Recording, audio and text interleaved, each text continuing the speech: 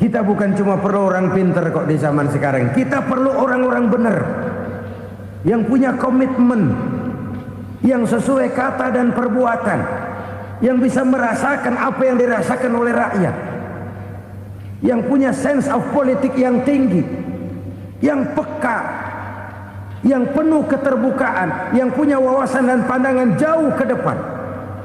Dari sisi pribadi, zakat itu membersihkan harta kita. Ya, dia tercampur dengan yang subuhat, dia bahkan mungkin tercampur dengan sedikit-sedikit yang haram. Itu zakku amwalakum bizzakat. Bersihkan hartamu dengan zakat itu. Pada sisi sosial ia menjembatani, pada sisi pribadi ia membersihkan harta kita. Karena itu kalau kita minta berdoa, minta rezeki, syarat rezeki itu halalan thayyiban wasi'an.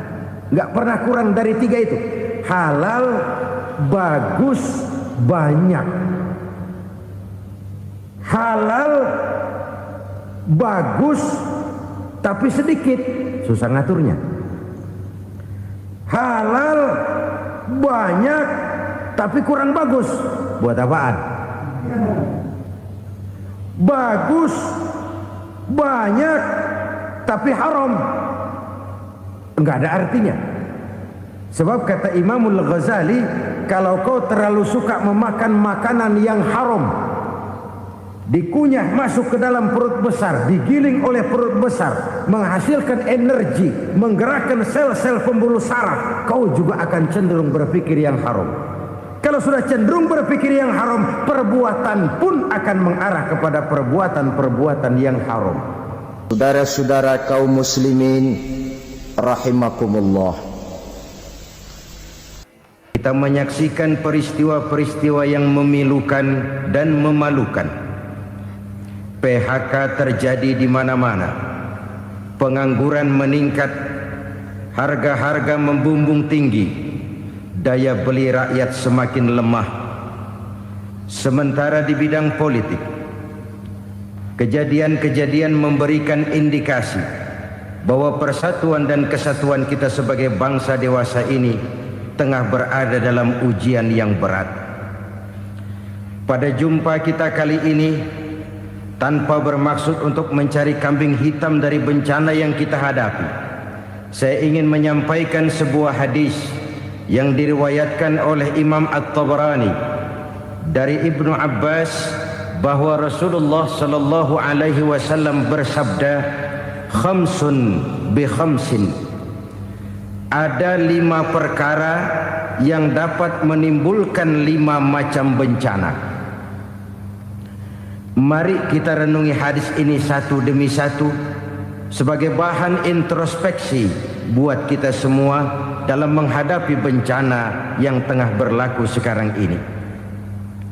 Yang pertama, manaqasa qaumul ahda illa sullita alaihim aduwwuhum. Apabila suatu kaum sudah mengingkari janjinya, maka mereka pun akan dikuasai oleh musuh-musuh mereka. Sederhana saja nampak kalimat dalam hadis ini.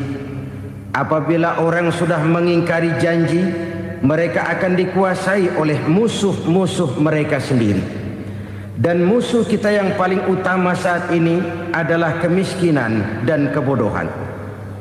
Kenapa itu terjadi? Karena kita mengingkari janji kita sendiri. Di saat awal-awal berdirinya Orde Baru, kita pernah berjanji untuk melaksanakan Pancasila dan Undang-Undang Dasar 45 secara murni dan konsekuen. Kita berjanji bahwa kita akan menegakkan pemerintah yang bersih dan berwibawa. Itu semua pada permulaannya. Waktu demi waktu berjalan, kita lupa dengan janji yang kita ucapkan itu. Ketuhanan yang Maha Esa kita ucapkan, tapi kesetanan yang luar biasa yang kita lakukan. Kemanusiaan yang adil dan beradab yang kita dengungkan, tetapi kemanusiaan zalim dan biadab yang kita praktekkan. Sederhana saja saudara, hampir setiap pejabat pada posisi-posisi kunci, di awal-awal ia memangku jabatan itu, biasanya ia mengucapkan sumpah dengan lafaz demi Allah bahwa dalam melaksanakan jabatan ini saya tidak akan menerima hadiah atau pemberian dalam bentuk apapun. Itu pada permulaannya. Lama-lama rupanya hadiah itu asik juga, mulai diterima. Lama-lama dirasa kurang, mulai menagih. Dan akhirnya terjadilah praktek yang disebut suap menyuap, semir menyemir, dan lain sebagainya. Kalau ini sudah menjadi kenyataan, bagaimana kita mau menegakkan pemerintah yang bersih dan berwibawa? Undang-Undang Dasar 45 menyatakan bahwa bumi, air, dan seluruh kekayaan negara dikelola oleh negara bagi sebesar-besar kemakmuran rakyat. Yang terjadi adalah bahwa kita merasa mewakili rakyat untuk menikmati harta dan kekayaan negara, sehingga rakyat banyak tidak bisa ikut menikmatinya. Menumpuklah harta itu sehingga terjadilah pepatah, gunung ditimbun, sumur digali. Yang kaya semakin kaya, yang miskin semakin terpuruk. Kita ingkar dengan janji yang kita ucapkan di awal-awal kita bergerak. Kita ingkar dengan janji pada saat kita mengatakannya dengan menyebut nama Allah, dengan mempertaruhkan nama Tuhan. Sehingga pada akhirnya jabatan pun mengalami tender. Sudah menjadi rahasia umum. Orang mau jadi lurah mesti mengeluarkan uang. Mau jadi camat mesti mengeluarkan uang. Mau jadi wali kota, bupati, bahkan gubernur, itu ada pasarannya. Secara logika, kalau orang memperoleh satu jabatan karena banyak mengeluarkan uang, tentu pada saat ia mengeluarkan uang, ia sudah punya pemikiran, modal pasti pulang, modal pasti kembali. Kalau orang memperoleh suatu jabatan karena banyak mengeluarkan uang, maka langkah pertama yang dia lakukan setelah memangku jabatan itu ialah bagaimana uang bisa kembali, bagaimana modal bisa pulang. Kalau modal sudah pulang, pikiran berikutnya bagaimana supaya dapat untung. Lalu kapan mau bekerja untuk kepentingan rakyat? Itu nomor 18. Kemudian kalau ada proyek-proyek besar, pertanyaannya ialah bukan apakah proyek ini bermanfaat bagi rakyat, apakah proyek ini layak untuk diteruskan, tetapi yang jadi pertanyaan paling utama ialah bagian saya berapa duit dari proyek ini. Kita bisa lihat proyek, mega proyek lahan 1 juta hektar di Kalimantan Tengah, triliunan rupiah, dan proyek itu gagal. SD Impres bulan ini diresmikan, bulan depan retak. Jembatan-jembatan bulan ini gunting pita, bulan depan runtuh. Kita ingkar dengan janji. Kita berkata kita bekerja untuk kepentingan rakyat, tapi kita tidak pernah mengenal rakyat itu. Apabila suatu kaum sudah mulai mengingkari janji, maka mereka akan dikuasai oleh musuh-musuh mereka. Akibatnya tersusunlah barisan-barisan sakit hati yang makin lama makin menjadi bola salju, menggelinding membesar, dan kemudian terjadilah hal-hal yang tidak kita inginkan lagi. Apabila suatu kaum sudah mengingkari janji, maka mereka akan dikuasai oleh musuh-musuh mereka. Ini penyebab bencana yang pertama. Kita tidak konsekuen. Tadinya kita dengan lantang teriak-teriak berantas korupsi, ganyang korupsi. Pada waktu kita belum mendapat kesempatan. Setelah kita naik punya kesempatan, rupanya korupsi enak juga dirasa. Terjadi pergeseran nilai, orang luntur, kehilangan idealisme awal. Lalu untuk menghibur diri, menutup kesalahan, kita gunakanlah pepatah bahwa tidak ada gading yang tak retak, bahwa kita harus mikul dhuwur mendem jero. Itu semua cuma sebagai dalih agar kesalahan kita tidak dibicarakan orang lain. Padahal kita sendiri yang mengingkari janji. Kita yang keluar dari komitmen awal kita. Kita berjanji melaksanakan Pancasila dan Undang-Undang Dasar 45 dengan murni dan konsekuen. Kita berjanji untuk menegakkan pemerintah yang bersih dan berwibawa. Namun dalam kenyataannya itu tidak kita laksanakan dengan sebagaimana mestinya. Kita bergeser, kita mengalami proses degradasi, peluncuran nilai, dan akhirnya terbentuklah barisan-barisan sakit hati yang semakin lama semakin membesar itu. Kita harus introspeksi. Memang kalau zaman sedang susah, biasanya kambing hitam laris, tukang kompor gentayangan.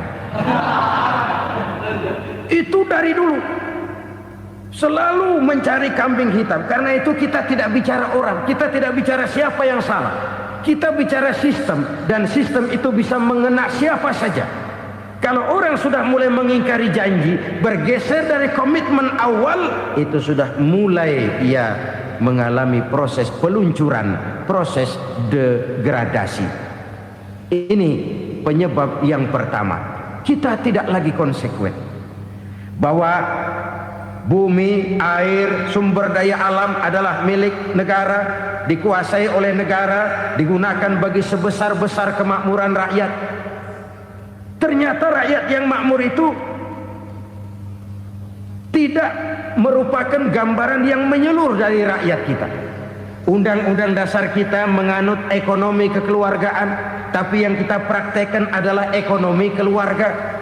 Kalau bukan keluarga nggak dapat proyek. Kalau bukan keluarga nggak dapat macam-macam. Kekeluargaan kita rubah menjadi keluarga. Timbullah penyakit nepotisme. Kita bergeser, kita ingkari janji, dan kita anggap kita atasnamakan rakyat. Rakyat cuma sekedar jadi address, rakyat cuma sekedar jadi alamat, tetapi kehidupan mereka tidak banyak berubah dan tidak banyak terangkat. Kaum muslimin rahimakumullah, ini penyakit yang pertama, penyebab bencana yang pertama. Yang kedua kata Nabi, wa ma hakamu bighairi ma anzalallah.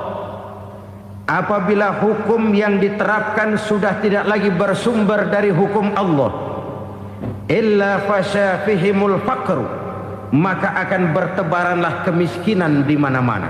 Ini artinya apa? Apabila hukum tinggal sebuah stempel, apabila hukum sudah diatur menurut kepentingan, apabila hukum sudah tidak lagi ditegakkan secara adil, maka kemiskinan merambah di mana-mana. Hukum diatur menurut selera orang yang sedang berkuasa, maka yang benar bisa jadi salah, yang salah bisa jadi benar. Hukum dalam kenyataan hidup berlaku seperti pisau. Pisau itu kan saudara lihat, yang namanya pisau dimanapun itu tajamnya ke bawah, ke atas tumpul. Kalau hukum itu, kalau untuk rakyat, hukum itu tajam bukan main, cepat sekali dilaksanakan. Tapi giliran menengah ke atas, yang gedean dikit berbuat salah, hukum tumpul. Hukum pura-pura tidak dengar. Akibatnya terluka rasa keadilan rakyat. Satu kasus rakyat diam, dua kasus rakyat diam, tiga kasus rakyat diam, kasus terakumulasi di hati rakyat. Luka rasa keadilan, dan itu menjadi sumber bencana. Penjarahan, kita tidak setuju itu, tapi kita harus melihat kausalnya. Itu kan tidak berdiri sendiri. Itu kan karena terlukanya rasa keadilan rakyat, melihat kesempatan ini tidak merata. Kalau rakyat ini yang ngajukan kredit ke bank, walaupun jumlahnya cuma jutaan, ratusan ribu, susahnya 17 setan.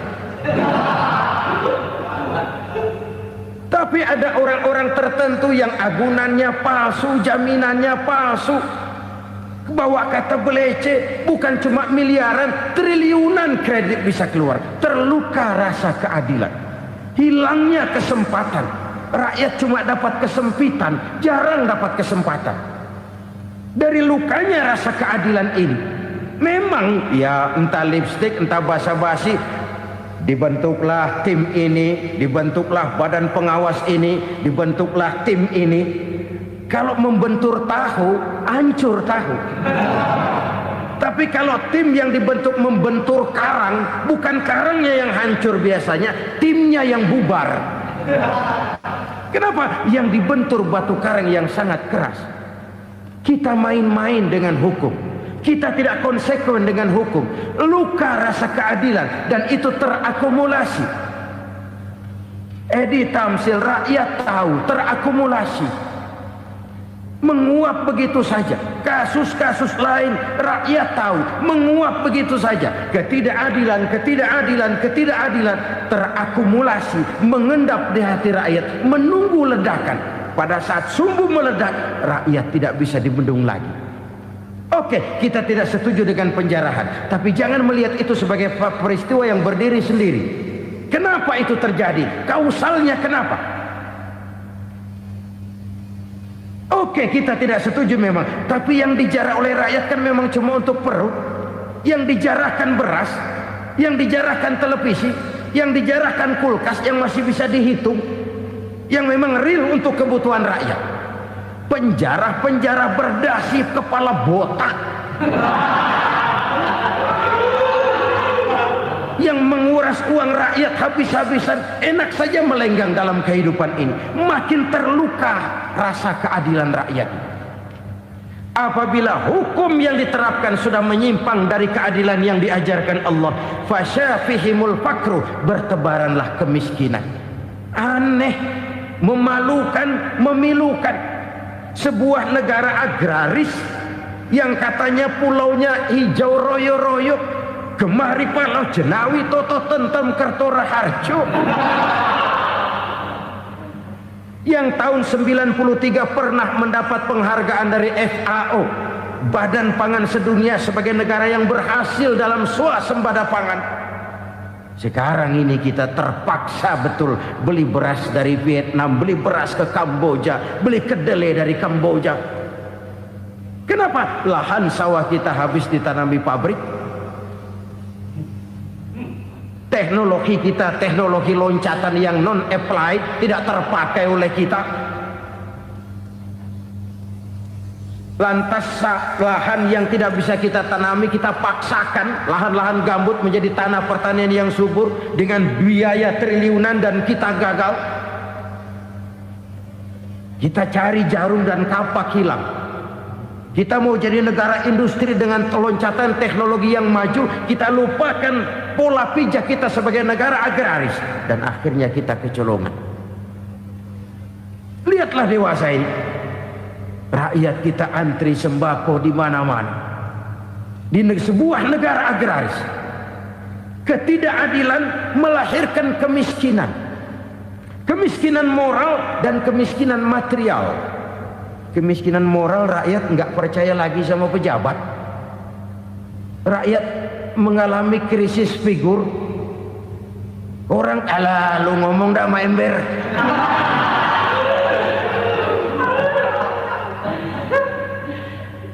Penataran yang menghabiskan biaya miliaran itu melahirkan pejabat-pejabat korup. Pengawasan yang menghabiskan biaya miliaran itu ternyata impoten, mandul. Kemiskinan moral. Jujur saya berkata, saudara-saudara, setelah pintu reformasi dibuka, itu yang masuk memang macam-macam. Ada yang memang punya tujuan murni, konsekuen dan punya konsep. Ada yang nunggu di tikungan, begitu mobil lewat nyamber pintu, berangkat ikut reformasi. Ada yang memanfaatkan momentum, mumpung, untuk nyampein unek-unek, ngerti nggak, pokoknya ngomong. Sehingga keadaan semakin rancu, kebingungan semakin menjadi-jadi, masalah yang paling urgen tidak terselesaikan. Sekarang ini orang berpikir mendingan jadi pala ular daripada jadi buntut macan. Buntut macan memang hebat macan, tapi kalau buntutnya cuma ugel-ugel di belakang buat apa? Mendingan jadi pala ular kecil juga nyaplok. Artinya ya biar kecil juga kalau punya partai kan gagah. Lalu rame-rame bikin partai kayak bikin arisan. Orang makin mengalami dislokasi. Semua mau jadi pahlawan, semua mau nomor satu, semua ngomong. Iya kalau bidangnya, kalau bukan makin rancu. Marilah lewat kesempatan ini saya mengajak kita untuk tahu diri. Biarkan politisi ngomong politik, biarkan ekonom menata ekonomi, biarkan praktisi bicara soal hukum, biarkan rakyat munajat, istighfar, mohon pertolongan Allah. Tahu diri kita. Kalau memang ayam, kukuruyuk aja dah. Kalau memang kucing, ayo ngeong. Kalau kambing, silahkan ngembe. Udah tahu ayam, ngeong bunyinya. Suaranya palas, orang nggak ngerti, bingung makin menjadi-jadi. Ibarat kesebelasan sepak bola bangsa kita sekarang ini, rame-rame mau bikin gol, kiper ikut nyerang sekarang. Memilukan dan bahkan memalukan. Wa ma hakamu bighairi ma anzalallah illa fasha fihimul fakru.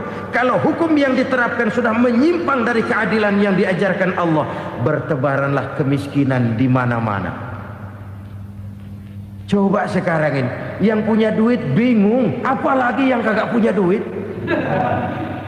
Yang pengusaha gede ngeluh, apalagi yang pengusaha pas-pasan.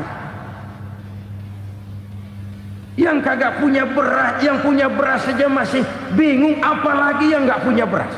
Ini sudah demikian merata.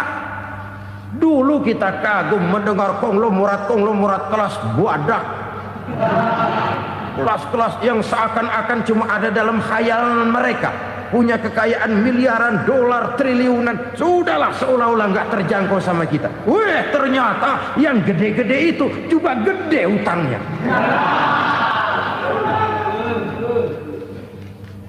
Dan rontok satu demi satu. Ternyata rakyat selama ini cuma dialamatkan, cuma dijadikan address. Rakyat yang tidak banyak ngerti persoalan ini harus menanggung hidup ini begini berat, harus menanggung beban hidup ini begini tinggi, daya beli semakin lemah, semakin terpuruk dan terpuruk, sedang keadaan belum juga banyak berubah. Yang hutang sama luar negeri itu kan bukan rakyat kecil, Ciano. Yang banyak nyimpen dolar juga kan Ciano. Rakyat kecil bocah kampung mah jangankan nyimpen dolar, ngelihat juga tumben. Kemana kita mesti bercermin? Sekali lagi saya mengatakan maaf, kita tidak bermaksud mencari kambing hitam. Karena itu kita tidak bicara orang, kita bicara sistem, kita bicara keadaan. Beginilah yang dikatakan Nabi, penyebab timbulnya bencana, hukum yang ditegakkan tidak lagi berorientasi kepada keadilan, tapi berorientasi kepada kepentingan. Akhirnya bentuk hukum seperti pisau, tajam ke bawah, tumpul ke atas. Hukum cuma buat rakyat kecil, tetapi kelompok menengah ke atas kadang-kadang kebal dari perlakuan hukum. Maka bertebaranlah kemiskinan. Iya, kemiskinan moral berupa lukanya rasa keadilan. Kalau rasa keadilan terluka, orang kan nunggu kesempatan, saudara. Iya, dia nggak bisa ngomong, iya dia nggak sanggup action, iya dia nggak bisa tunjuk rasa, tapi hatinya kan kapan ada kesempatan, kapan ada waktu, tunggu. Hatinya mesti begitu. Sehingga begitu ada kesempatan, terjadilah hal-hal yang tidak terhindarkan. Dan itu ekses, bukan reformasi. Jangan seperti sebuah dialog saya dengan seorang abang beca. Saya bertanya, bang, iya, abang tahu nggak reformasi? Tahu. Ustaz, apa? Pembakaran. Terus penjara. penjarahan, lalu perkosaan. Itu referensi, itu yang saya lihat. Nah, itu yang dia lihat. Saya tentu tidak menyalahkan abang beca kita, karena memang itu yang dia lihat dan sejauh itu wawasannya. Tapi ini indikasi bahwa banyak rakyat kita yang belum bisa menggunakan kebebasan secara bertanggung jawab. Padahal kebebasan tanpa tanggung jawab tirani. Sebuah contoh gampang-gampangan. Saya beli radio, saya setel di kamar saya, lalu saya bilang, ini radio gue. Yang beli gue, pakai duit gue setel di kamar gue, sekeras-kerasnya, gak ada urusan sama orang lain. Itu kata saya. Tetapi tetangga saya sebelah rumah kan boleh juga ngomong begitu. Kata tetangga saya, ini mata gue, yang ngantuk gue tidur di kamar gue, kenapa suara radio lu nyampe kemari? Artinya apa ini? Kebebasan saya nyetel radio dibatasi oleh kebebasan tetangga saya yang mau tidur. Tidak ada kebebasan mutlak. Kebebasan mutlak tanpa tanggung jawab kembali akan melahirkan tirani, kembali akan melahirkan pemaksaan kehendak. Dan itu lagi-lagi bukan demokrasi. Saudara-saudara kaum muslimin rahimakumullah. Ini penyakit yang kedua, lukanya rasa keadilan, terutama di kalangan rakyat kecil. Itu mengendap menjadi akumulasi dan menunggu giliran kapan bisa dimuntahkan. Dengan kata lain, rakyatnya udah banyak banget makan yang perutnya jadi enak, nyelam. Kapan nunggu muntahnya? Udah begini banyak akumulasi yang mereka pendam di perut ini, sehingga ketika terjadi kesempatan itu sudah tidak terkendalikan lagi. Kita out of control. Saya tidak mentolerir sikap-sikap kekerasan. Bahkan saya lebih cenderung bahwa kalau di rumah kita banyak tikusnya saja racuni, jangan rumah dibakar. Bahwa ada korupsi, iya. Ada kolusi, memang. Ada nepotisme, tentu. Tetapi tikusnya saja racuni. Jangan rumah dibakar. Masa mau ngusir tikus bakar rumah? Tikusnya lari, tikusnya selamat, rumahnya ewes-ewes.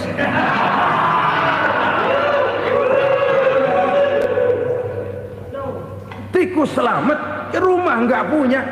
Masalah nggak terselesaikan dengan sebagaimana yang kita harapkan. Kita sepakat ini negara hukum, dan di hadapan hukum semua manusia itu sama. Itu prinsip yang diajarkan Allah. Al-musawat bainan nas fi takalifil ahkam. Semua manusia sama dalam berhadapan dekat dengan hukum Allah Subhanahu wa taala. Kalau hukum sudah pandang bulu, itu jelas yang enak yang banyak bulunya.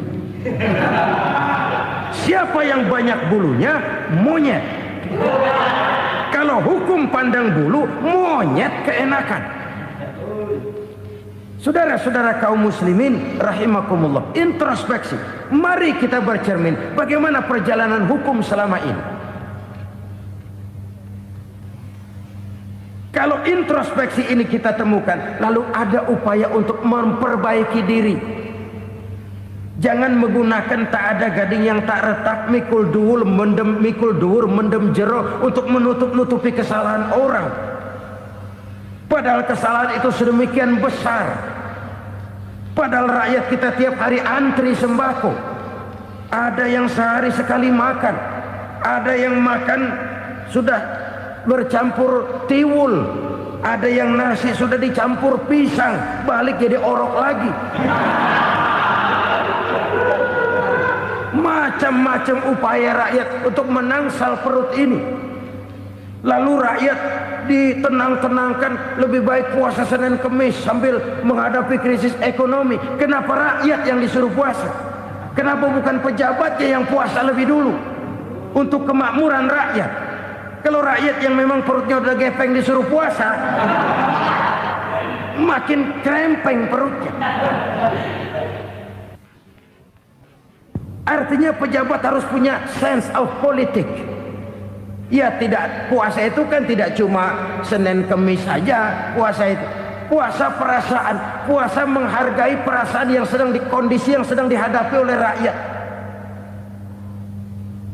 Bagaimana rakyat yang tengah antri sembako melihat pejabatnya lewat dengan mobil yang harganya sampai 1 miliar. Oh, inilah pemimpin saya. Luka lagi rasa keadilannya. Kita tidak tenggang rasa. Puasa dalam artian itu pun akan menolong menegakkan semangat kebersamaan, membentuk semangat kebersamaan. Saudara-saudara kaum muslimin rahimakumullah, penyebab bencana yang ketiga dikatakan oleh baginda Nabi, wala dhaharat fihimul fahishatu illa fasha fihimul maut. Apabila kekejian telah merajalela, maka maut bertebaran di mana-mana. Kita renungi butir kalimat dalam hadis ini. Apabila kekejian telah merajalela, maut bertebaran di mana-mana. Begitu murah arti sebuah kehidupan. Penjarahan untuk hal-hal yang kecil tapi sampai mengorbankan nyawa. Apabila kekejian sudah terjadi di mana-mana, maut pun bertebaran. Maut dalam arti berpisah ruh dengan jasad, tapi juga maut dalam arti orang bisa mati karirnya, orang bisa mati usahanya, orang bisa mati kesempatannya karena perbuatan-perbuatan keji yang selama ini tidak terbendung. Lahirlah teori mafia. Siapa yang kuat dia yang berkuasa, siapa yang lemah dia menjadi mangsa. Proyek-proyek besar yang menang tender itu ya dari itu ke itu saja. Yang pengusaha-pengusaha tidak punya koleksi, koneksi, tidak bisa bayar komisi, dapat proyek tetelan. Ada dagingnya, dikit namanya juga tetelan. Dagingnya sudah habis disantap oleh meja. Sekian puluh meja dilalui, sekian puluh amplop dikeluarkan. Sehingga yang akhirnya ya tinggal tetelan itu tadi. Maka kualitas pekerjaan pun sudah bukan lagi jadi masalah. Demikianlah mafia-mafia ini bermunculan di mana-mana. Di pengadilan terkenallah mafia pengadilan. Hukum bisa dibeli, hukum bisa dipesan menurut kebutuhan sponsor. Mafia peradilan, mafia politik, mafia ekonomi, bahkan mafia agama yang menggunakan agama sebagai kedok, menggunakan agama sebagai dalih, menggunakan agama sebagai topeng untuk melancarkan maksud-maksud politiknya pun tidak tertutup kemungkinan. Apabila kekejian telah merajalela, maut bertebaran di mana-mana.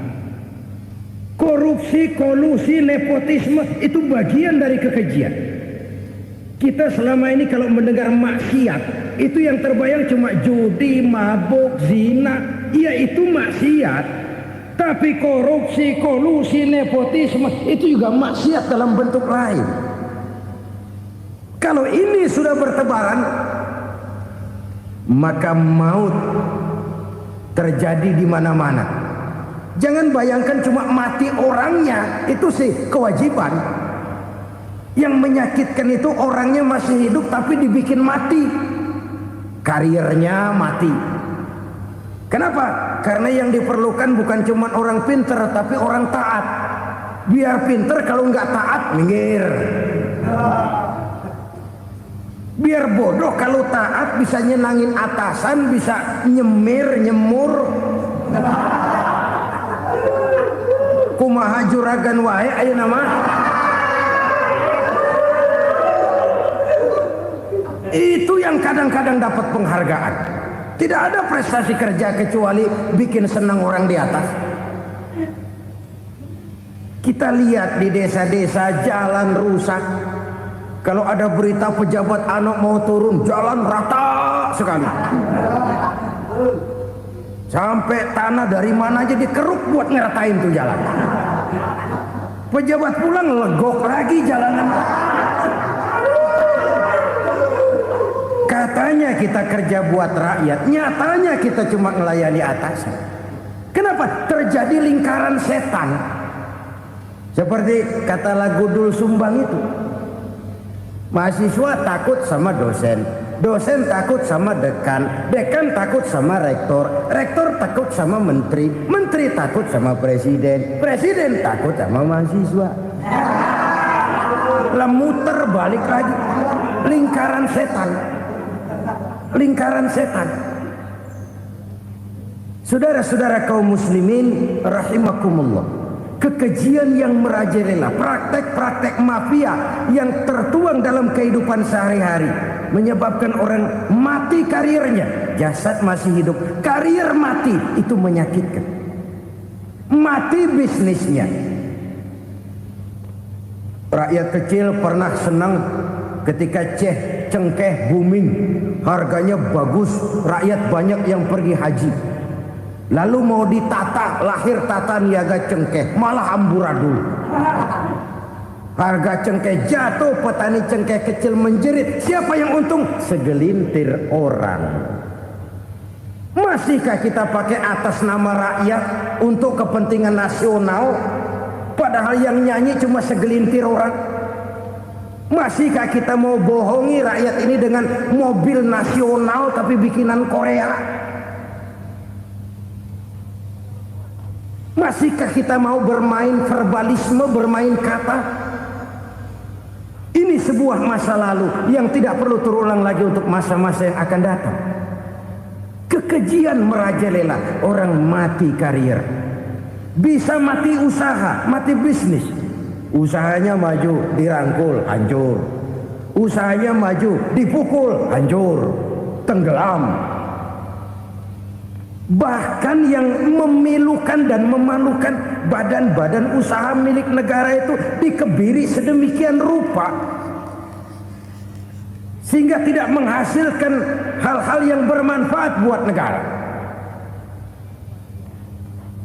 Saudara-saudara kaum muslimin rahimakumullah, kalau nafsu yang sudah mengatur itu semua, maka kekejian pun merajalela. Orang sudah pakai teori mafia, yang kuat dia yang menang, yang kuat dia yang berkuasa, yang lemah silakan minggir di sudut-sudut kehidupan. Kalau kekejian seperti ini merajalela, maut bertebaran di mana-mana. Banyak orang mati karirnya, banyak orang mati usahanya, banyak orang mati imajinasinya. Sekarang ini dalam dunia seni yang banyak karyawan seni, bukan seniman. Seniman itu kan dilahirkan, lain seniman, lain karyawan seni. Sekarang yang banyak karyawan seni, bukan seniman. Mati karir, mati imajinasi, mati improvisasi. Sehingga kehidupan persis sinetron. Sinetron itu yang kita lihat rumah mewah, yang kita lihat rumah bagus. Gak pernah kita lihat di sinetron kita ini rakyat antri sembako.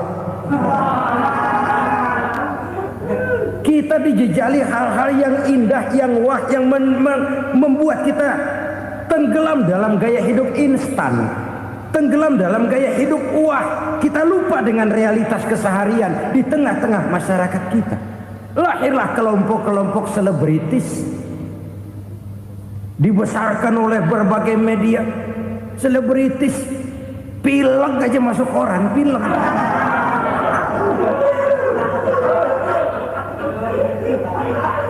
Rakyat yang pingsan antri beras nggak masuk koran. Rakyat yang semaput antri minyak nggak masuk koran. Selebritis panok masuk koran.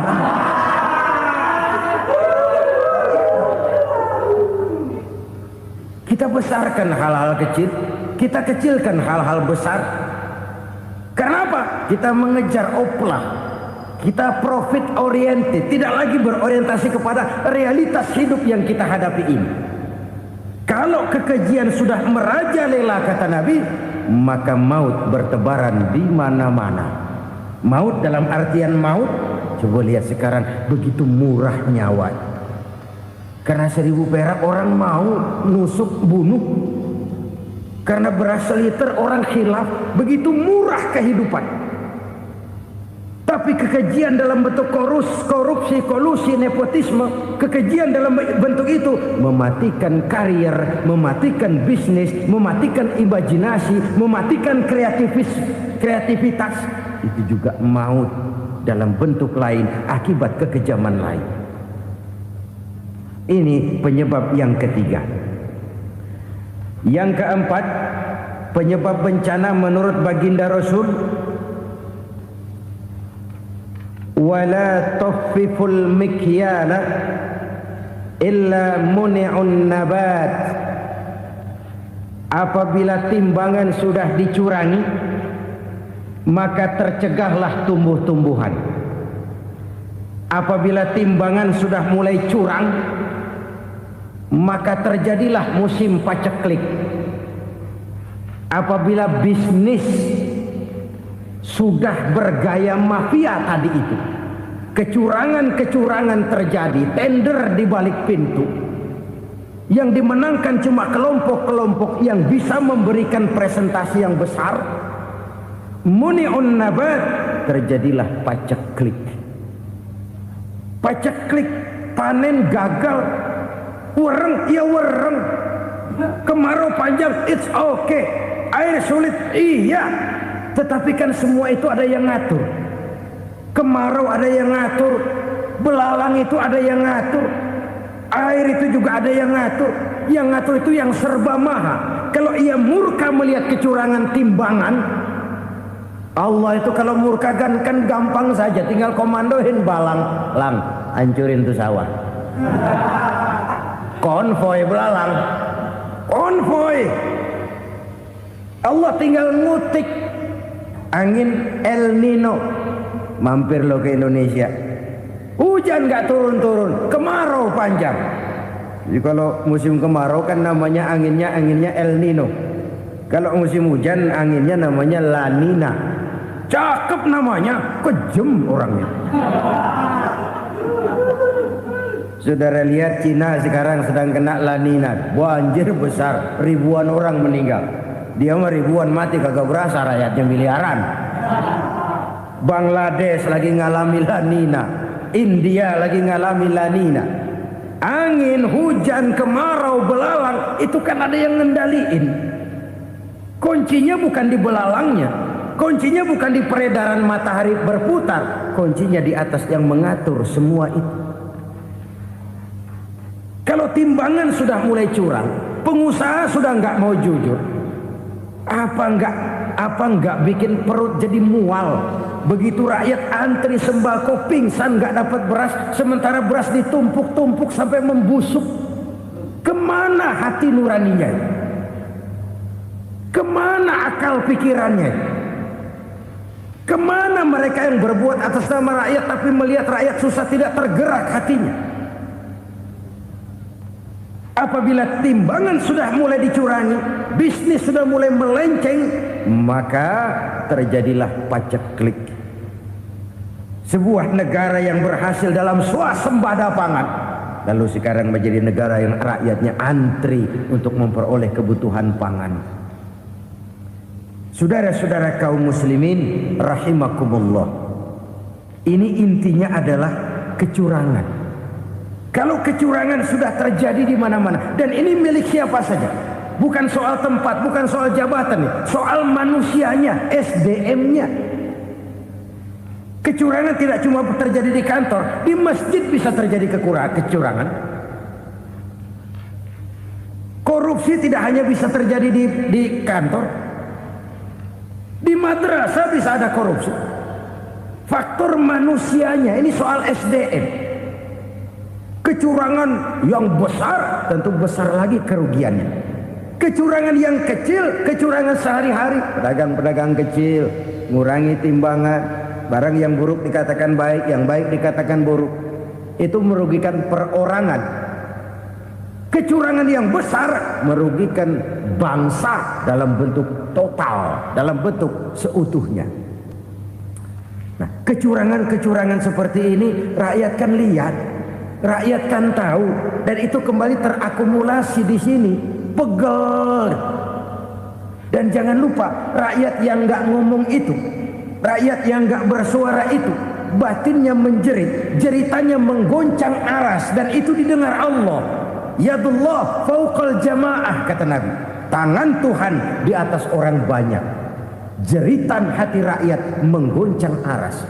Rakyat yang terlalu banyak dizolim, rakyat yang terlalu banyak dirugikan, ya rakyat yang terlalu banyak di atas namakan, menjerit batinnya, menggoncang aras, dan Allah bisa menggerakkan apa saja untuk membuat satu situasi.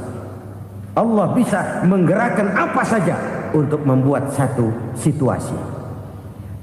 Saudara-saudara kaum muslimin rahimakumullah, ini faktor yang ketiga, timbulnya kecurangan. Faktor yang keempat maksud saya. Yang kelima, penyebab timbulnya bencana menurut baginda Nabi, wala muni'uz zakat illa hubbisa anhumul qatru. Apabila zakat enggan dibayar, maka tercegahlah qatrun. Qatrun ini kalau bahasa kita sembako. Maka tercegahlah kebutuhan-kebutuhan yang kita perlukan. Ini, kita tidak meragukan bahwa yang kita tuju adalah masyarakat yang adil dalam kemakmuran dan makmur dalam keadilan. Nah, antara kemakmuran dan keadilan ini memang sering tidak bisa berjalan seiring.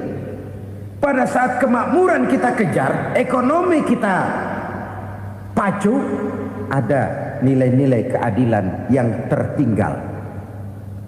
Pada saat nilai keadilan kita tegakkan benar-benar, ada unsur-unsur kemakmuran yang terabaikan. Oke, kita bisa mengatakan kasus. Oke, kita bisa mengatakan itu sebagian kecil. Tapi kalau sebagian kecil, lama-lama kan jadi sebagian besar. Oke, kita mengejar kemakmuran. Pertanyaannya, kemakmuran untuk siapa? Oke, kita berikan kelompok tertentu kue yang besar dengan harapan nanti dia bagiin kuenya kepada yang kecil-kecil. Tapi kenyataan, mereka yang dapat kue besar akhirnya malah lupa diri dan lupa daratan. Mau makin besar, malah memeras yang kecil-kecil ini. Sekarang kan yang kecil modali yang besar. Ramai-ramai buka bank, ternyata kamuflase. Uang banknya untuk kredit perusahaannya sendiri. Nasabahnya rakyat kecil. Artinya apa? Rakyat kecil disuruh modalin orang yang udah gede. Ini kan sambar geledek urusan.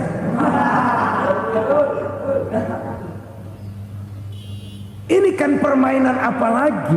Rakyat kecil suruh modali yang gede. Nasabahnya rakyat kecil, kumpulkan uangnya di bank, kucurkan kredit kepada perusahaannya sendiri. Bukankah itu rakyat kecil suruh modali yang gede?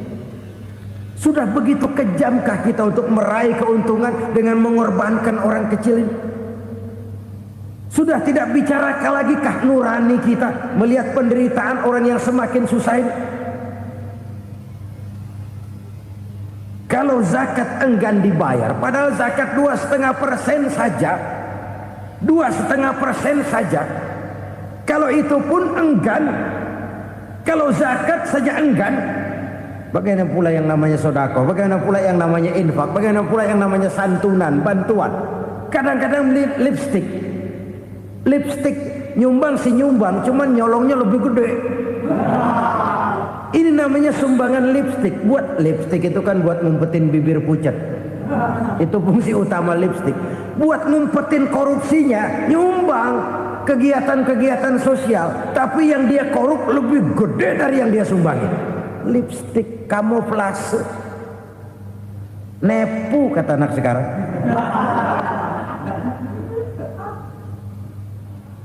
Saudara-saudara kaum muslimin rahimakumullah. Demikian berat kewajiban zakat ini sampai di zaman Sayyidina Abu Bakar pernah keluar komando perangi orang yang enggan membayar zakat. Perangi. Karena fungsi zakat adalah menjembatani antara si kaya dengan si miskin. Bahwa ada kemiskinan itu Qur'ani. Allah menyatakan, aku melebihkan rezeki sebagian kamu dari yang lain. Ini kan kesenjangan. Allah melebihkan rezeki sebagian kamu dari yang lain. Ada itu. Tetapi itu berjalan secara nature.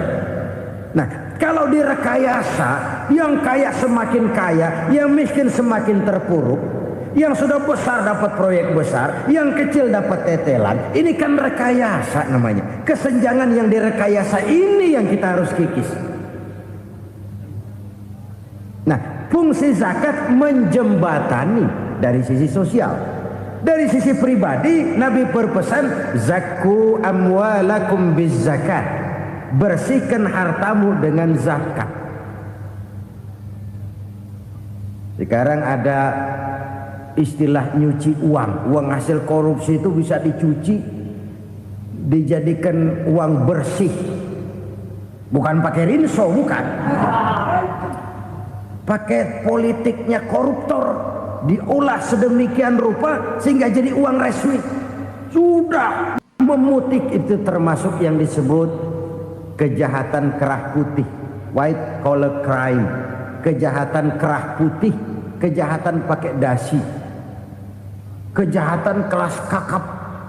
Makanya orang mendingan goblok kagak bener daripada pinter kagak bener. Goblok kagak bener itu gampang ngurusinnya. Pinter kagak bener, ini yang berabe bener ngurusinnya.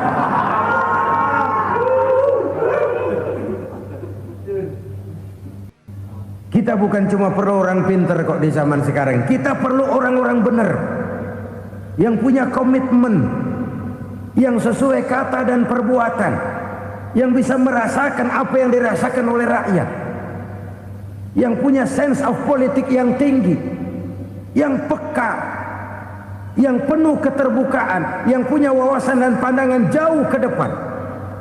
Dari sisi pribadi, zakat itu membersihkan harta kita.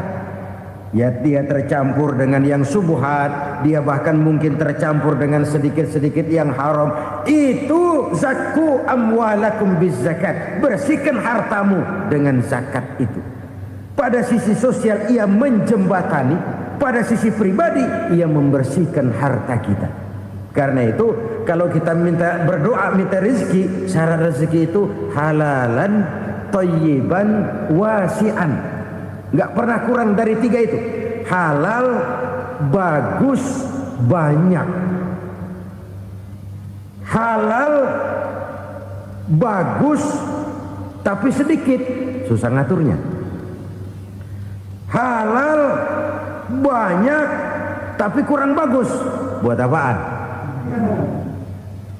Bagus, banyak, tapi haram. Enggak ada artinya. Sebab kata Imamul Ghazali, kalau kau terlalu suka memakan makanan yang haram, dikunyah masuk ke dalam perut besar, digiling oleh perut besar, menghasilkan energi, menggerakkan sel-sel pembuluh saraf, kau juga akan cenderung berpikir yang haram. Kalau sudah cenderung berpikir yang haram, perbuatan pun akan mengarah kepada perbuatan-perbuatan yang haram. Dulu waktu kelompok Jimbaran 200 konglomerat Indonesia kumpul dihimbau supaya sekian persen kasih pengusaha-pengusaha lemah. Itu kan cuma sekedar belas kasihan, tidak banyak menolong keadaan. Dan bukan itu yang diperlukan pengusaha-pengusaha kecil. Yang diperlukan adalah berikan kami kesempatan seperti mereka dapat kesempatan. Berikan kami peluang seperti mereka juga dikasih peluang. Kalau cuma dikasih 100 juta, 200 juta hari ini, usaha kami nggak ada prospeknya, peluang kagak ada, kan sama juga bohong. Diceburin ke kali, disuruh berenang, tangan diikat, mendingan mampusin ketahuan. Ayo berenang, berlomba, tangan diikat, kaki diikat. Sama saja nyuruh mati. Jadi jangan kasih ikannya, kasih kailnya. Yang diperlukan pengusaha kecil menengah ke bawah itu bukan cuma sekedar belas kasih dari konglomerat-konglomerat besar. Berikan kami peluang seperti mereka juga dapat peluang. Berikan kami kesempatan seperti mereka dapat kesempatan. Berikan kami kredit dengan kemudahan seperti mereka juga kalau minta kredit begitu mudahnya. Menciptakan peluang dan kesempatan, pemerataan. Bukan menciptakan manusia Indonesia dengan standar ekonomi yang sama. Semua rumahnya harus sama, semua punya mobil. Itu sih kebersamaan bebek. Bebek, coba lihat bebek. Satu ngalor semua. Satu ngidul semua. Kebersamaan bukan itu. Kebersamaan adalah menciptakan peluang. Kalau yang kaya bisa semakin kaya, kenapa yang miskin tidak bisa ikut naik jadi sedikit kaya? Kalau pengusaha yang sudah kuat bisa bertambah menjadi kuat dengan proyek mega proyek, kenapa yang menengah tidak bisa ikut menjadi kuat? Dan kenapa kekejian itu merajalela? Kita dengar lewat berita-berita PLN tekor, PLN hutang. Kenapa? Dia beli listrik dari swasta yang belinya lebih mahal daripada penjualannya. Artinya dia beli itu listrik dari perusahaan listrik swasta, dia jual kepada rakyat lagi. Harga jualnya lebih murah daripada dia beli kepada swasta. Kenapa? Ada tekanan lagi tuh. Biasa siklus lagi. Hukum Boyle. Atas neken, paling bawah gepeng. Ya kita nih rakyat kecil, emang nasibnya gepeng terus. Saudara-saudara kaum muslimin rahimakumullah, dari 5 penyebab bencana ini kita ambil kesimpulan untuk sebuah renungan dan introspeksi kita bersama. Pertama, mengingkari janji, padahal janji itu yang lebih tinggi nilainya adalah di hadapan Allah Subhanahu wa taala. Baik wakil-wakil rakyat di parlemen maupun pemimpin-pemimpin rakyat di dalam kabinet, apabila memangku suatu jabatan, selalu mereka mengawali dengan sumpah, dan sumpah itu dimulai dengan demi Allah. Sadarkah kita pada saat itu kita ucapkan bahwa kita sudah mempertaruhkan Allah untuk jabatan yang kita pegang? Kita sudah mempertaruhkan nama Allah untuk posisi yang dipercayakan kepada kita. Sadarkah kita bahwa menyia-nyiakan itu satu dosa yang sangat besar, yang tidak hanya kepada Allah tetapi juga kepada rakyat yang kita wakili, kepada rakyat yang kita pimpin. Cukuplah sudah rakyat dijadikan adres, umat dijadikan alamat sebagai numpang. Marilah kita kembali kepada komitmen awal dengan jujur kepada janji kita sendiri. Lalu yang kedua, kekejian, baik berupa korupsi, kolusi, nepotisme, dan perbuatan-perbuatan lain akan melahirkan kemiskinan. Kekurangan pangan bukan satu-satunya yang menyebabkan rakyat menderita. Lukanya rasa keadilan terakumulasi di hati rakyat, dan jeritan hati rakyat mengguncang aras. Kalau Allah murka, Allah bisa melakukan apa saja untuk menciptakan suatu kondisi. Faktor yang ketiga adalah praktek mafia menebarkan maut, baik orang yang mati jasad dan rohaninya maupun orang yang mati karirnya, mati kejujurannya, mati usahanya, mati imajinasinya. Hilang kreativitas kita sebagai bangsa. Faktor yang keempat, kecurangan-kecurangan di bidang usaha, di bidang tender, mengandalkan menjual kekuasaan. Dan memang repot kalau penguasa jadi pengusaha. Mau atau tidak mau, kebijakan-kebijakan kekuasaannya akan memperkuat jaring-jaring usahanya. Dan pada saat itu objektivitas sulit ditemukan lagi. Lalu yang kelima, keengganan membayar zakat, menumpuknya kekayaan negara pada kelompok-kelompok tertentu. Ini akan melahirkan paceklik yang berkepanjangan. Menumpuknya kekayaan dan harta negara pada kelompok-kelompok tertentu akan melahirkan paceklik dan kemiskinan yang berkepanjangan. marilah kita sadar, marilah kita merenung bahwa keengganan kita membayar zakat menciptakan pemerataan pada akhirnya akan menjadi musibah buat kita semua. Saudara-saudara kaum muslimin rahimakumullah, selalu berusaha menyimpan sesuatu yang bisa membawa manfaat, baik untuk dirinya, untuk anak cucunya, maupun untuk keluarganya, untuk masa kini dan masa depannya. Kadang simpanan itu berbentuk uang, kadang berupa tanah, lain saat berbentuk pabrik, dan lain sebagainya. Sementara masa depan yang paling pasti adalah akhirat.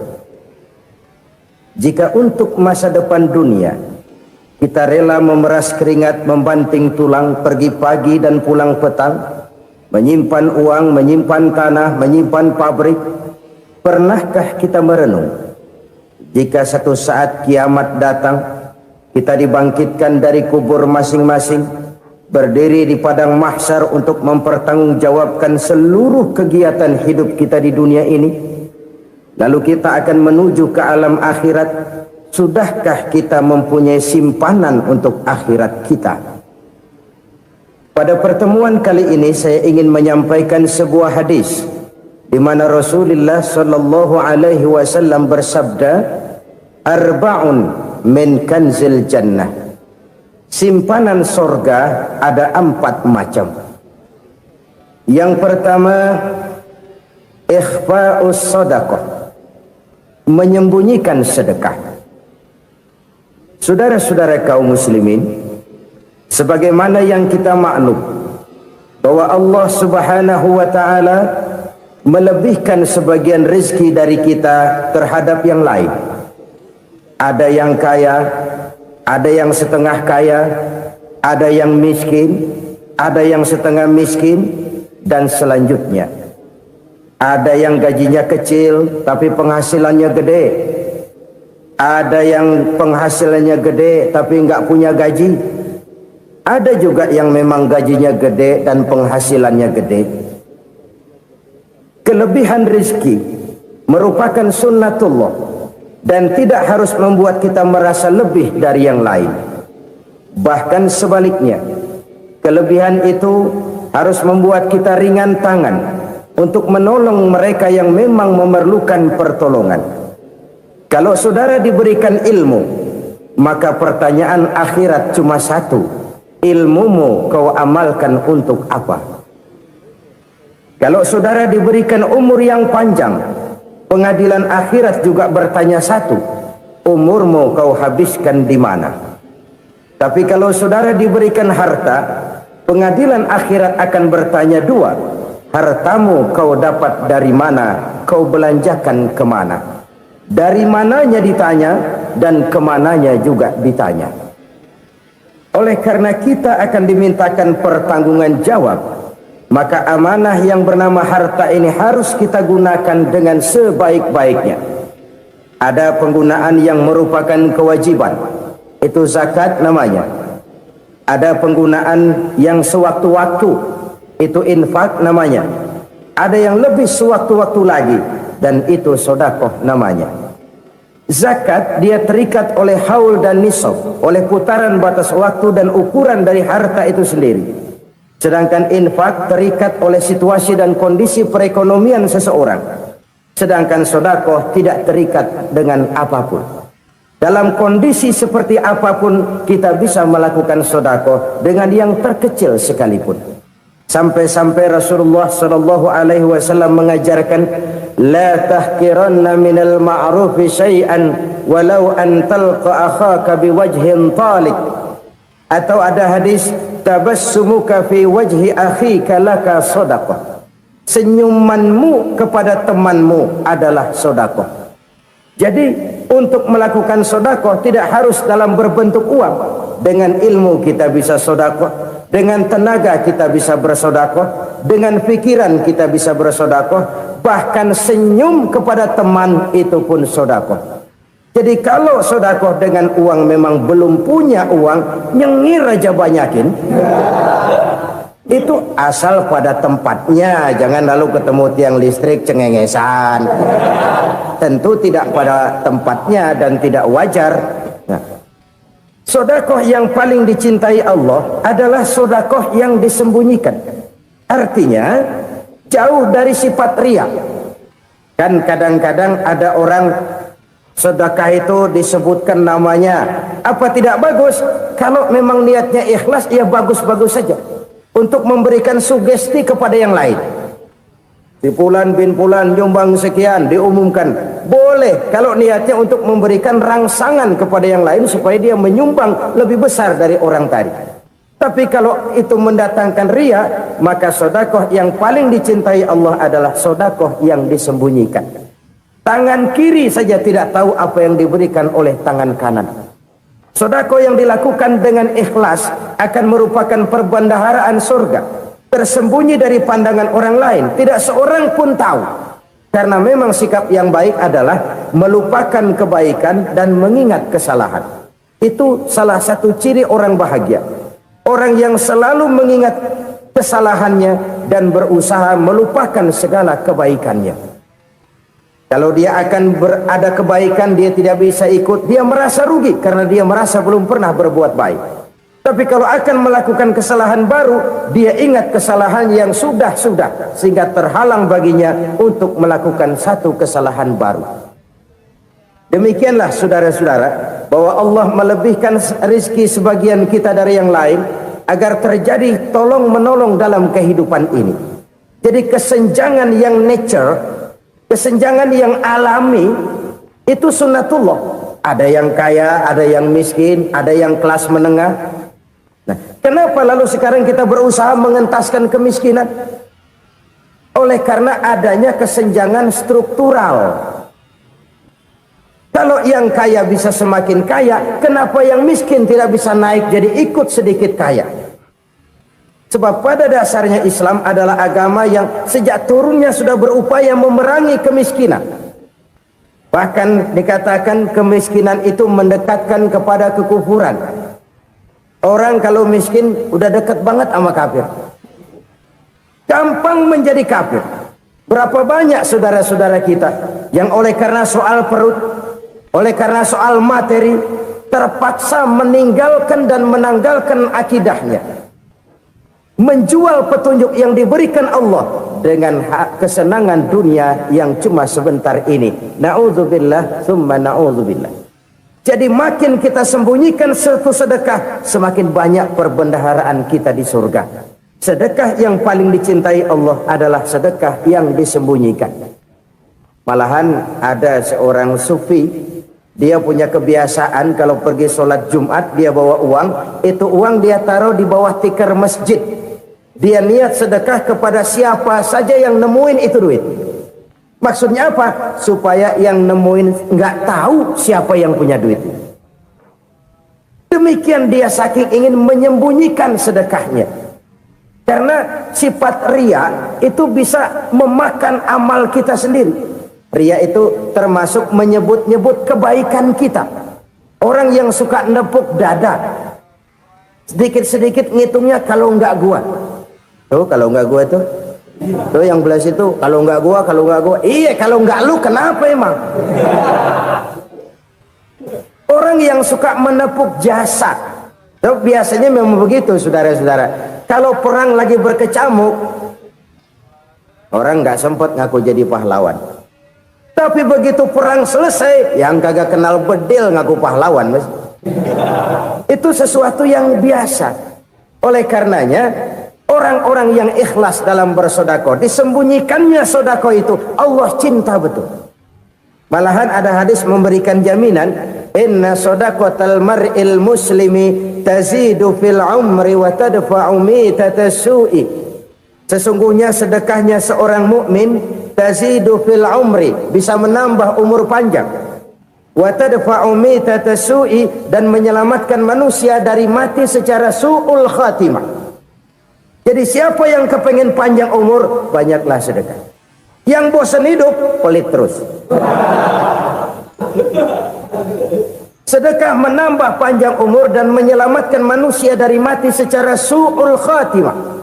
Pak, katanya umur itu nggak bisa ditambah, nggak bisa dikurangin. Kapan? Kalau ajal sudah datang. Fa idza jaa ajaluhum la yastakhiruna sa'atan wa la yastakdimun. Kalau ajal datang tidak bisa dimajukan, tidak bisa dimundurkan. Itu kalau ajal sudah datang. Tidak bisa lagi umur ditambah dikurangi, sudah datang. Tapi kalau belum datang, itu kan haknya Allah. Mau ditambah, mau dikurangi, hak prerogatif Allah. Sebagai pencipta manusia, Allah Maha Kuasa dan Maha Mampu. Sedekah ini menambah panjang umur dan menyelamatkan manusia dari mati secara su'ul khatimah. Itu orang mati kan sama ya, kondisinya mati, nggak nafas. Tapi hakikat mati kan lain-lain. Ada yang mati itu husnul khatimah, baik akhirnya. Misalnya lagi ngaji mati, lagi sholat mati, lagi sedekah mati. Ini yang dinamakan dengan husnul khatimah, baik di akhirnya. Sebaliknya ada yang su'ul khatimah, jelek di akhirnya. Ini yang jadi catatan akhir. Lagi nyekek botol, mampus. Lagi banting kartu, modar. Su'ul khatimah, jelek pada akhirnya. Sedekah menyelamatkan manusia dari mati secara su'ul khatimah. Dan kita semua kepengen mendapat husnul khatimah, jauh dari su'ul khatimah. Oleh sebab itu yang bisa menyelamatkan kita dari penyakit itu antara lain adalah sedekah yang disembunyikan, yang dikerjakan dengan ikhlas karena Allah, tidak karena kepengen dipuji orang, tidak karena ingin dikatakan orang pemurah. Sebab orang dermawan itu orang yang memberi tanpa harus diminta. Kalau masih harus diminta, ya belum dermawan namanya, masih harus diminta. Kalau nggak diminta ya tulus, lolos, polos. Saudara-saudara kaum muslimin rahimakumullah, harta adalah amanat dan akan kita pertanggungjawabkan.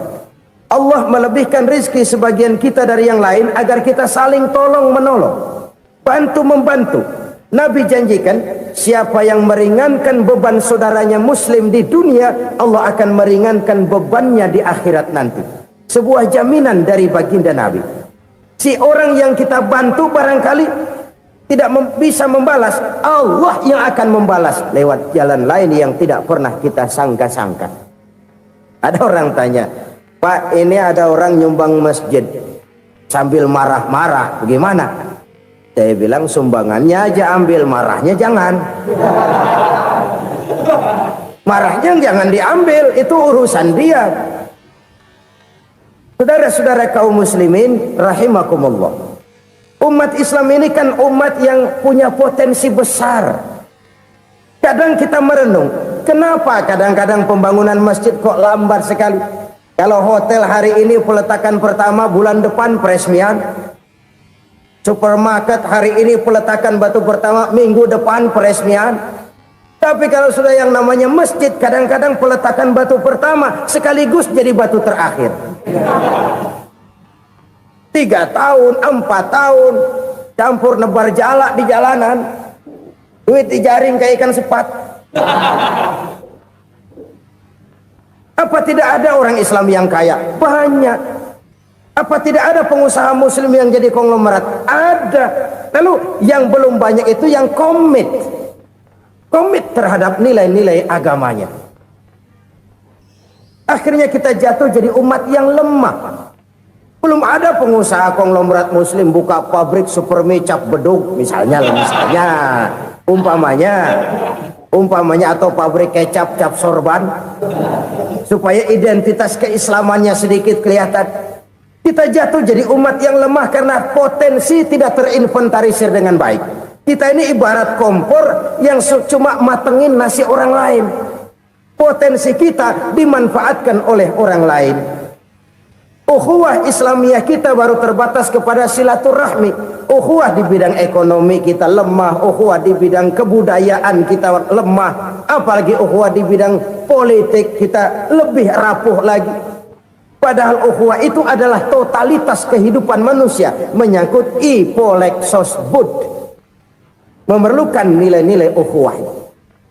Jadi oleh karena itu mari kita menyadari di dalam harta kita, walaupun kita yang cari pergi pagi pulang sore peras keringat banting tulang, di sana ada harta anak yatim, di sana ada hak masjid, di sana ada hak pesantren, di sana ada hak jihad. Berbahagialah seseorang apabila dia oleh Allah dijadikan keran. Keran itu menyimpan air, tapi tidak untuk dirinya, tapi disalurkannya kepada mereka yang memang memerlukannya. Saudara-saudara kaum muslimin rahimakumullah, ini yang pertama. Jadi perbendaharaan surga adalah menyembunyikan sedekah. Orang lain nggak tahu, kita pun nggak pernah ngitung-ngitung. Kita anggap lewat begitu saja, padahal itu deposit akhirat. Satu. Yang kedua, perbendaharaan surga itu apa? Wa kitmanul musibah, menyembunyikan kesulitan. Kadang orang takut menghadapi kesulitan, tapi makin kita merenung, hidup ini kan sebenarnya urusan. Takut sama urusan ya jangan hidup. Tandanya orang hidup itu kalau punya urusan. Urusan melupakan problem, problem sering menimbulkan kesulitan. Kesulitan bukan untuk ditakuti, tapi untuk diatasi dan dicarikan jalan keluarnya. Siapa sih orangnya yang nggak pernah sulit-sulit? Makin tinggi status sosialnya, makin gede urusannya. Makin tinggi kualitas imannya, makin berat tingkat kesulitannya. Cuma memang yang namanya enak itu seperti pelangi. Biang lala itu nggak pernah di atas kepala kita, di atas kepala orang melulu. Lo sih enak lo, kata kita. Dia juga bilang yang enak kan lo. Pelangi itu nggak pernah di atas kepala kita. Kata tukang beca, aduh enak ya naik Mercy. Kata tukang beca, apa yang di dalam mobil Mercy? Aduh enak bener tukang beca, di jok ngeringkuk ngorok pulas bener. Saya kamar pakai AC sejuk, tempat tidur sutra empuk, alga spring bed, kulak kulik nggak bisa pulas kalau belum minum Valium, belum tidur. Enak bener tukang beca, di jok ngorok nggak tahu wetan kulon. Si tukang beca bilang yang di Mercy enak, yang di Mercy bilang tukang beca enak. Inilah enak, nggak pernah di atas kepala kita, di atas kepala orang lain melulu enak itu. Nah saudara-saudara, yang merupakan perbendaharaan surga itu orang yang bisa menyembunyikan kesulitan, baik pribadi ataupun rumah tangga. Nih terutama rumah tangga yang jadi soalnya. Kadang-kadang kita ini kalau senang, sebaliknya kalau senang kita diam, kalem aja, cuek. Banyak banget duit kita bawaan, diam aja udah. Malah ketemu orang takut. Tapi begitu susah, sekampung tahu. Padahal Nabi mengajarkan perbendaharaan surga itu menyembunyikan musibah, menyembunyikan kesulitan. Kalau enak, cerita sama orang-orang. Kalau nggak enak, rasain sendiri, tekan sendiri, atasin sendiri. Kita kan sebaliknya, tenang kita diam, asal lagi susah, paling tidak kita nyari teman buat cerita kesusahan. Siapa orangnya yang nggak pernah susah? Cuma soalnya bagaimana kita mengatasi kesusahan itu sendiri. Begitu juga misalnya kalau orang sudah berumah tangga, itu orang tuanya harus menjadi tempat dia cerita yang enak-enak saja. Yang nggak enak rasain berdua, selesaikan berdua, atasin berdua. Jangan dibalik. Asal senang diam, giliran susah aja. Maknya laporan. Terbalik. Bisa menjaga security informasi. Makan sama bayam, keluar diem, malah seluitan. Enak amat lo makan daging ayam. Security informasi. Saudara-saudara kaum muslimin rahimakumullah, ujian yang terberat itu yang pernah diberikan kepada para nabi, para rasul, para aulia, para ulama. Makin tinggi keimanan, makin berat bentuk kesulitan. Ayo saya kemukakan satu contoh saja. Ada seorang nabi yang kaya, nabi kaya, namanya Nabi Ayub. Iblis kalau orang begini kan keki. Ibadahnya rajin, kaya. Nih yang kayak begini susah digodain. Kalau ibadahnya rajin, miskin, kali bisa disogok. Sini imannya mantap, ibadahnya rajin, kaya, nabi lagi. Oh, tapi namanya iblis nggak kurang akal. Laporan, Tuhan, kenapa Les? Ya ini bahasa saya, bahasa Qurannya sih nggak gitu. Itu hambamu yang namanya Ayub, dia rajin ibadah cuma karena dikasih kaya aja. Coba kasih miskin dia, berhenti dia sembahyang. Ah, kamu bisa aja. Saya tahu Ayub itu hambaku yang ikhlas. Saya buktiin Tuhan, silahkan. Dibuktiin lah, iblis turun ke alam ini. Yang mula-mula dia lakukan, dia rusak sawah ladang Nabi Ayub. Dia binasakan binatang ternak Nabi Ayub. Sehingga dalam waktu singkat, jatuhlah Nabi Ayub dari orang paling kaya, jadi orang paling miskin. Beliau masih ibadah di mihrab dalam masjid. Datang iblis. Saudara Ayub, ya. Lagi ngapain? Ibadah. Nyembah Allah, nyembah Allah. Oh, percuma. Kenapa? Tuhan yang ente sembah nih, dia udah bikin miskin ente. Sawah ladang ente hancur lebur, binatang ternak binasa. Sekarang ente jadi orang paling miskin. Ngapain nyembah Tuhan kayak begitu? Tekor. Udah berhenti dah ibadah, berhenti ibadah. Ini iblis sama Tuhan laporannya lain, yang dikerjakan kepada Nabi Ayub juga lain. Benar begitu iblis kata Nabi Ayub? Iya, sawah ladang saya habis, buras. Binatang ternak saya binasa, binasa. Saya miskin, bangpak. Apa jawab Nabi Ayub? Bukan innalillahi, ini hebat. Alhamdulillahillazi a'tani wa akhza minni. Segala puji bagi Allah yang telah memberikan harta kepada saya dan sekarang mengambilnya lagi. Alhamdulillah. Allah yang ngasih, Allah yang ambil. Itu mah urusan Allah. Iblis cuman ibadah jalan terus, sujud lagi Nabi Ayub. Iblis seleher gondok banget. Dasar Nabi nggak mempan dia apa-apain. Miskin malah alhamdulillah. Allah yang ngasih, Allah yang ambil. Jadi kalau kita tidak komit, kita tidak terikat kepada kaya, miskin, senang, susah, apa yang bisa bikin kita susah? Jadikan kekayaan, kemiskinan, jadikan senang, susah sebagai anak buah yang bisa kita atur. Jangan kekayaan ngatur kita, jangan kemiskinan ngatur kita. Kita yang harus mengatur mereka. Senang, susah, kaya, miskin, bahagia, sengsara, jadikan itu anak buah yang bisa kita atur. Kalau sekarang kita kaya, lain saat boleh jadi kita miskin, semiskin-miskinnya. Allah yang ngasih, Allah yang ambil. Tenaga mana yang bisa menghalangi? Ibadah jalan terus. Iblis makin gondok. Dasar Nabi loh. Akhirnya apa? Nabi Ayub dikerjain, diberikan penyakit. Demikian fatal penyakitnya. Bayangin, udah miskin sakit. Masya Allah. Miskin sakit. Sakitnya nggak lama, kira-kira 16 tahun. Istrinya 3, 2 mental minta ceraiin. Ngerawatin laki bengek begini. Senang belum tentu, susah udah pasti nih. Cerai aja, cerai dah. Cerai. Tinggal satu Siti Rahmah yang setia menemani beliau. Sesetia-setianya hati perempuan. Satu saat Siti Rahmah bilang, "Bang, iya, abang kan Nabi bang. Lalu namanya Nabi kan doanya jarang meleset bang. Maksud kamu minta kenapa sih sama Tuhan biar abang sembuh baik dah bang?" Siti Rahmah, iya. Saya sakit berapa tahun sih dah? 16 tahun bang. Sebelum ini saya sehat berapa tahun? Ya kira-kira 60 tahun bang. Nah coba ente banding-bandingin Rahmah.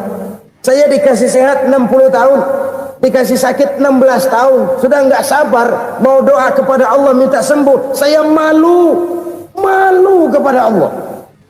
diuji dengan yang luar biasa seperti ini, tidak mengganggu stabilitas kehambaannya. Dia tetap menghamba kepada Allah Subhanahu wa ta'ala. Saudara-saudara kaum muslimin rahimakumullah, kunci menghadapi kesulitan itu apa? Allah jelaskan dalam satu ayat, wa basyiris sabirin alladzina iza asabathum musibah qalu inna lillahi wa inna ilaihi raji'un. Gembirakan orang-orang yang sabar. Siapa mereka itu? Yang apabila mendapat musibah mereka kembali kepada keyakinan dasar, segalanya dari Allah dan segalanya akan kembali kepada Allah. Ini konsepsi dasar dari sikap muslim dalam menghadapi berbagai kesulitan. Segalanya dari Allah, segalanya akan kembali kepada Allah. Kalau ini sudah kondisi dasarnya, maka kita akan lapang menghadapi kenyataan bagaimanapun pahitnya. Apakah itu namanya miskin, apakah itu namanya sakit, bahkan maut sekalipun. Maut sekalipun. Segalanya dari Allah, segalanya akan kembali kepada Allah. Ini sikap hidup, bukan sekedar ucapan. Kita kadang-kadang menjadikannya sebagai ucapan. Mulutnya sehingga berhenti, innalillahi wa inna ilaihi raji'un, tapi nangisnya terus gerung-gerungan. Bukan itu, ini kesadaran moral. Kalau segalanya dari Allah, segalanya kembali kepada Allah, kan sebenarnya cuma nunggu giliran. Hari ini saya nyembayangin dia, entah hari apa saya disembayangin orang. Hari ini saya antar dia ke kubur, entah hari apa orang nganterin saya ke kubur. Hari ini saya tahlilkan dia, entah nanti kapan orang tahlilkan saya. Segalanya dari Allah, segalanya akan kembali juga kepada Allah. Oleh sebab itu saudara-saudara, kesulitan bukan untuk ditakuti. Kesulitan justru untuk diatasi, dicarikan jalan keluarnya. Dan tidak ada orang yang tidak pernah mendapat kesulitan. Tidak ada. Semakin tinggi status sosial, semakin tinggi kualitas keimanan, semakin besar juga tingkat kesulitan. Hanya saja bagaimana cara kita mengatasinya. Dan Al-Quran menyatakan, inna ma'al usri yusra. Di balik kesulitan itu pasti ada kemudahan. Roda itu berputar. Karena itu Rasulullah sallallahu alaihi wasallam mengingatkan kepada kita, ta'arraf ilallahi fir raha ya'rifka fis syiddah. Ingatlah kepada Allah di waktu kamu senang, supaya Allah ingat kepada kamu di waktu kamu susah. Kalau waktu senang kita ingat kepada Allah, kita susah, Allah tidak akan meninggalkan kita. Tapi kalau waktu senang kita jauh dari Allah, sujud tidak sempat, dengan masjid jauh, ketika senang kita lupakan Allah, nanti begitu kita susah,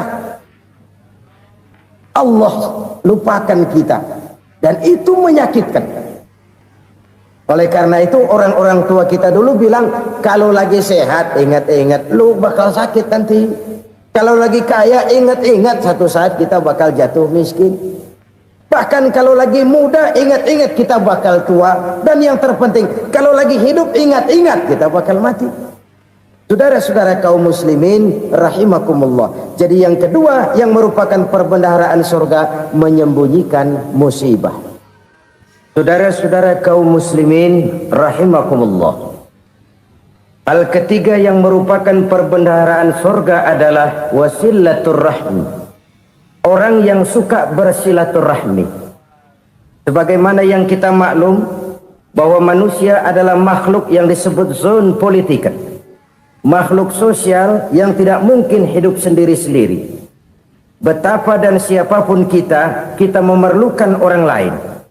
Bodoh betul manusia kalau tinggal di tengah masyarakat tapi tidak mau bermasyarakat. Merasa hebat sendiri, pintar sendiri, gagah sendiri, kaya sendiri. Mungkin kalau mati juga ngubur sendiri. Jangankan kita di sini, di sorga saja Nabi Adam waktu sendirian bengong melulu, ngondar mandir. Allah tegur dam sepi dam. Ya ini kalau bahasa saya. Iya Tuhan sepi ini nggak ada coret-coretan pisan ini. Diciptakan Siti Hawa baru anteng Nabi Adam. Itu di sorga. Cobalah. Umpamanya saudara tinggal di Jakarta nih. Kayak bener. Apaan aja di Jakarta punya saudara dah. Jembatan Semanggi ambil. Monas, Buntel bawa pulang. Hotel-hotel ambil semua. Cuman tinggal di Jakarta sendirian, apa enaknya? Betapa dan siapapun kita perlu orang lain. Tidak ada seorang pun yang bisa memenuhi kebutuhan hidupnya secara sendiri-sendiri. Nah, Islam telah menyelamatkan manusia dari ras diskriminasi, mengikat manusia dengan persaudaraan yang berlandaskan kepada akidah. Karena itu dianjurkan bersilaturahmi. Bahkan Nabi menyatakan, man arada ayyubsata lahu fi rizqihi wa yunsa'a fi atharihi falyasil rahimah. Siapa yang kepengen diluaskan rezekinya dan dipanjangkan usianya, banyaklah ia bersilaturahmi. Siapa yang kepengen dimudahkan rezekinya, hendaknya ia banyak bersilaturahmi. Kalau banyak teman, kesulitan kan paling tidak ada tempat cerita. Udah susah sendirian, kita pikirin diri, nggak ada tempat tukar pikiran. Cepet banget sama bengek. Dilawan sendiri. Nah, secara makro kita bisa berkata, tidak mungkin ada kemenangan kalau tidak ada kekuatan. Tidak ada kekuatan kalau tidak ada kesatuan dan persatuan. Tidak mungkin ada kesatuan dan persatuan tanpa semangat silaturahmi. Kalau umat Islam mau menang, dia harus kuat. Kalau umat Islam mau kuat, dia harus bersatu. Kalau umat Islam mau bersatu, dia harus membudayakan silaturahmi ini. Bahkan sampai-sampai kata Nabi, kalau bisa cari nilai tambah. Apa? Silman qata'ak. Bersilaturahmilah kau kepada orang yang marah denganmu. Masya Allah, indahnya ajaran agama kita. Orang yang marah pun kepada kita, kata Nabi, kalau bisa bersilaturahmilah kepadanya, kepada orang yang marah itu. Di situ nilai tambah. Cuman jujur nih hadis, ngucapinnya gampang, ngamalinnya yang berat banget. Orang marah sama kita disuruh silaturahmi, ada apa malu? Lu marah, ada gua marahan lagi. Tunggu pikirin. Saudara-saudara kaum muslimin rahimakumullah. Tapi ini yang diajarkan, bahkan ini yang dicontohkan oleh baginda Rasul. Bagaimana begitu mudah, misalnya satu saat Abu Jahal ini ngatur strategi bagaimana bikin Muhammad celaka. Dia gali lubang di depan tempat tidurnya. Dia tutupin daun korma. Terus dia panggil seseorang, ke sini. Kasih tahu Muhammad, pamannya sakit keras, minta ditengokin. Berangkat orang ini ke sana. Muhammad, labbaik. Pamanmu sakit keras, dia minta ditengokin. Baik, saya akan datang menjenguk beliau. Berangkatlah Nabi ke rumah Abu Jahal tanpa prasangka apapun. Abu Jahal udah pasang setil, selimut 3 rangkap setengah dia pakai, persis kayak orang meriang. Tapi sembari ngintip dari balik selimut, begitu Muhammad buka pintu, nah masuk perangkap nih. Muhammad jalan menuju tempat pembaringan. Makin lama makin dekat, makin lama makin dekat, makin dekat ke lubang yang dipasang oleh Abu Jahal itu. Dalam hati Abu Jahal, terus dah jatuh, mampus dah lo ini. Mampus lo hari ini nih. Apa yang terjadi? Malaikat Jibril datang. Muhammad, pamanmu cuma pura-pura sakit. Di depan tempat tidurnya ada lubang perangkap supaya kamu jatuh ke situ. Sudah, kamu pulang. Balik kanan Nabi. Sudah hampir jatuh ke lubang, balik kanan, pulang. Bayangin kecewanya Abu Jahal. Muhammad dikit lagi, Muhammad dikit lagi. Enggak paman, saya pulang aja. Emosi bangun dari tempat tidur, enggak sadar kalau lagi pura-pura sakit. Lompat ngejar Nabi, dia lupa dengan lubang yang dia gali. Usrak, nyemplung sendiri ke dalam lubang.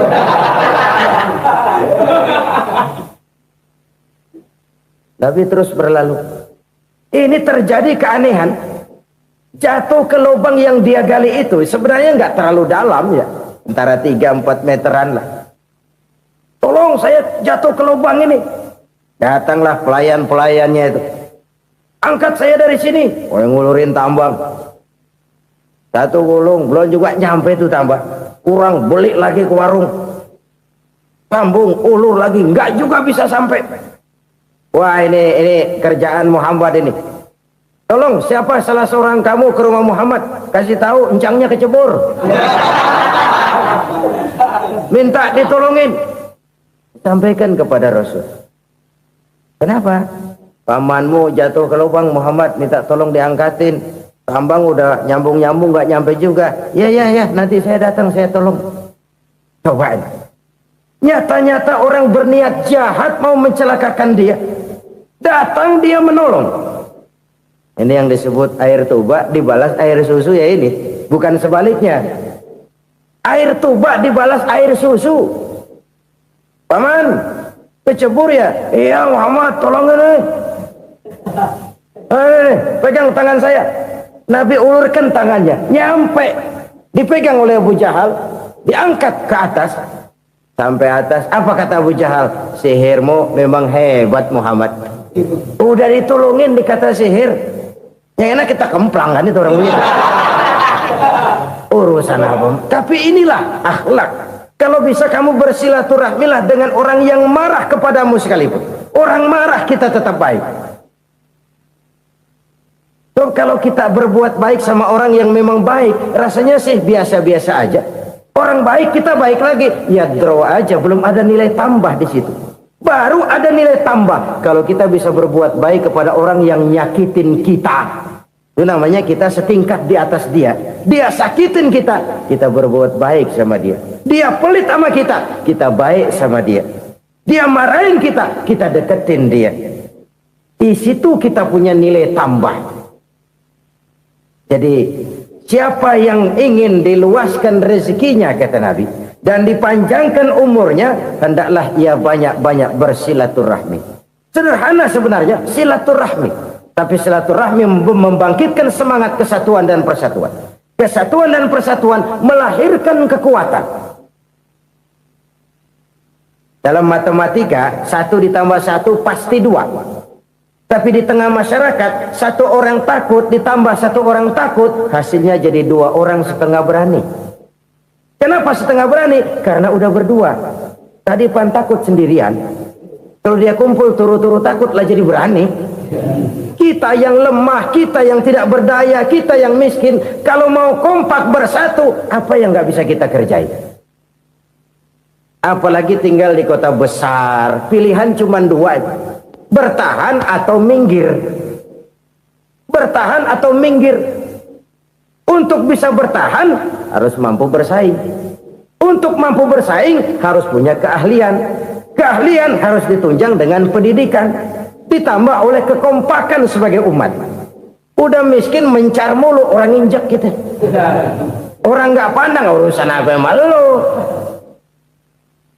Oleh karena itu silaturahmi pada hakikatnya merupakan ruh dari ukhuwah yang diajarkan oleh agama kita. Bagaimana Islam menyelamatkan masyarakat manusia dari ras diskriminasi, mengikat manusia, dan tidak ada persaudaraan yang lebih indah selain persaudaraan yang diikat dengan nilai-nilai akidah. Sepanjang orang di jalan Allah, itulah saudara kita. Keluar dia dari jalan Allah, selesailah persaudaraan sampai di situ. Karena itu, kalau ingin menyimpan sesuatu di surga, banyaklah bersilaturahmi. Datang ke rumah ini, datang ke rumah itu, dan lain sebagainya. Itu simpanan kita di akhirat nanti. Ini yang ketiga. Saudara-saudara, yang keempat, perbendaharaan surga itu apa? Wa qawlu la hawla wa la quwwata illa billah. Ucapan la hawla wa la quwwata illa billah. Ibadah kan ada yang berat, modalnya besar.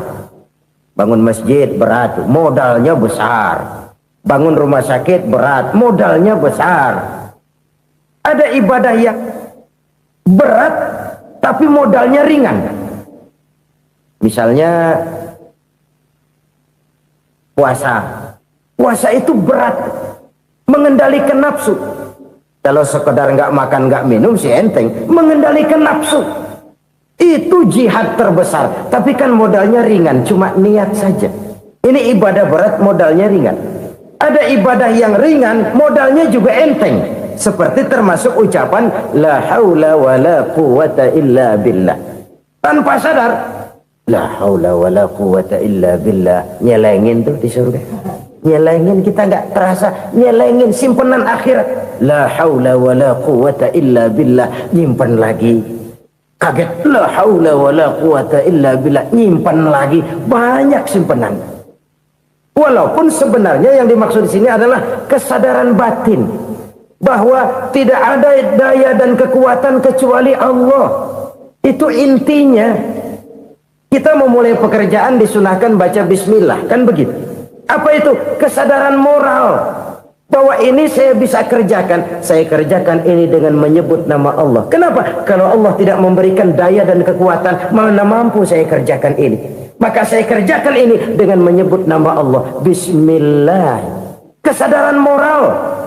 Manusia hanya wajib berusaha, tapi nggak pernah wajib berhasil. Banyak hal-hal yang kalau kita renungkan secara rasio nggak mungkin, tapi jadi kenyataan. La haula wala quwata illa billah. Tidak ada daya dan kekuatan kecuali bagi Allah semata-mata. Kesadaran moral akan kelemahan dan keterbatasan makhluk bernama manusia. Kadang kita kagum dengan otak, tapi kita sering lupa sama yang bikin otak. Padahal bagaimanapun hebatnya otak, yang bikin otak pasti lebih hebat dari otak. Nggak percaya, silahkan otak-otakan. Inilah kecenderungan. Kita kagum dengan pesawat-pesawat mutakhir, bukan main, besi gede banget terbang itu. Alangkah hebatnya. Lalu apa yang bikin otak tidak lebih hebat dari itu semua? Kita puji laut, apa yang bikin laut tidak lebih hebat dari laut itu? La haula wala quwata illa billah. Tidak ada daya dan kekuatan kecuali Allah. Apa yang bisa kita lakukan kalau tidak karena daya dan kemampuan yang diberikan oleh Allah kepada kita? Lahirlah sikap tawadu, rendah hati, tidak melonjak menjadi angkuh dan sombong, sadar akan kelemahan dan keterbatasan diri sebagai makhluk yang diciptakan oleh Allah Subhanahu wa taala. Jadi satu sisi ini ucapan yang berpahala, la haula, jadi wiridan. Pada sisi lain ini kesadaran moral, sikap mental, kesadaran batin bahwa yang punya daya dan kekuatan itu cuma Allah. Kita nggak pantas untuk sombong, sebab sombong itu pakaiannya Allah. Kita nggak sedang pakai pakaian Allah, kegedean. Dan makin kita renungi, makin terbentur. Apa sih yang bisa kita sombongin? Kita mau sombong apa? Kaya? Pintar? Itu kan semua relatif. Di atas langit masih ada langit lagi. Jadi oleh karenanya, marilah kita menyadari. Manusia hanya wajib berusaha, tapi tidak pernah wajib berhasil. Yang berusaha saja tidak wajib berhasil, apalagi yang tidak berusaha. Islam bukan agama orang pemalas yang selesai sholat lalu ngelohom, nggelenggem ayem-ayem. Tapi Islam bukan agama orang sombong yang setelah berusaha lalu tidak memerlukan Allah. Kita bisa saja bikin proyeksi, tahun sekian kita bakal panen besar menurut perhitungan otak. Tapi ada kejadian lain. Apa? Tikus ngambek. Habis itu dimakanin tikus, panen gagal. Proyeksi rasional gagal oleh tikus-tikus yang ngambek itu. Bisa saja terjadi. Tahun depan kita panen besar, urung. Kenapa? Musim panas panjang. Dan sekarang ini koran-koran bikin berita musim mengalami penyelewengan. Bukan cuma manusia yang nyeleweng sekarang. Musim pakai nyeleweng. Mestinya kan musim hujan udah selesai. Masih hujan-hujan juga. Musim. Nah sekarang kita boleh bikin proyeksi. Kita bakal panen besar. Tahu-tahu musim panas panjang. Sawah retak, air kering. Cari teknokrat yang paling botak. Suruh pendekin tuh musim panas. La haula wa la quwata illa billah. Inilah kesadaran moral. Saudara, saya teringat satu saat ada seorang konglomerat. Umurnya ya kira-kira 70-an. Satu saat dia ditanya oleh wartawan, "Pak, umur Bapak berapa sih?" "Ya paling 10 tahun." 10 tahun? 10 tahun? Anak Bapak berapa orang? Aduh. Satu saja, Satu. Harta bapak berapa? Ya paling-paling bangsa 7 juta kali. 7 juta? Iya. Pak, kenapa bapak bohongi saya? Bapak punya buku biografi, koran-koran, majalah-majalah banyak memuat cerita riwayat hidup bapak. Saya tahu umur bapak 70. Kenapa bilang cuma 7 tahun? Saya tahu anak bapak 8. Kenapa cuma bilang 1? Saya tahu harta bapak miliaran, mungkin triliunan, pabrik di mana-mana, bank di mana-mana. Kenapa bilang uang bapak cuma 7 juta? Nah, kata si konglomerat tadi, kamu benar nak, kamu benar. Umur saya kalau jumlahnya memang 70 nak. Cuman ingat-ingat saya, baru 7 tahun terakhir ini saya sujud. Baru 7 tahun terakhir ini saya berusaha dekat dengan Allah. Saya laksanakan perintahnya, saya jauhi larangannya. 7 tahun inilah rasanya yang ada nilainya di hadapan Allah. Yang 63 tahun matong, kelabu, kelem umur gue. Habis untuk maksiat, untuk munkarat. Maka ketika ditanya tadi, umur saya 7 tahun itu. Oh begitu Pak. Oh iya. Lalu anak Pak, anak bapak kan 8. Kenapa bilang cuma 1? Nah, kalau jumlah hitungannya memang anak saya 8. Tapi dari 8 orang ini rasanya cuma 1 nih yang bakal jadi buah hati, belahan jantung, pelanjut cerita, penerus sejarah, bakal jadi anak soleh yang akan mendoakan saya. Cuma 1 rasanya anak saya ini yang bakal jadi buah hati saya, besar-besaran saya, yang akan mendoakan di kubur saya, yang akan mendoakan di akhirat saya. Yang 7 orang mana? Masya Allah, yang 1 tenggeng, yang 1 nyekek botol nolo, yang 1 nggak karu-karuan. Makanya saya bilang 1 anak saya yang akan bisa mendoakan saya. Oh begitu Pak. Iya. Nah harta Pak, harta bapak kan triliunan, pabrik bapak di mana-mana, uang bapak hampir di tiap bank-bank besar. Kenapa bilang cuma 7 juta? Betul kau nak. Harta saya kalau jumlahnya memang miliaran, triliunan mungkin. Tapi yang saya ingat baru 7 juta tuh yang saya belanjakan di jalan Allah. Saya nyumbang masjid, saya santuni yatim piatu, saya bantu pembangunan pesantren, saya bantu pembangunan rumah sakit Islam. Itu yang akan saya bawa pulang ke akhirat, yang 7 juta itu.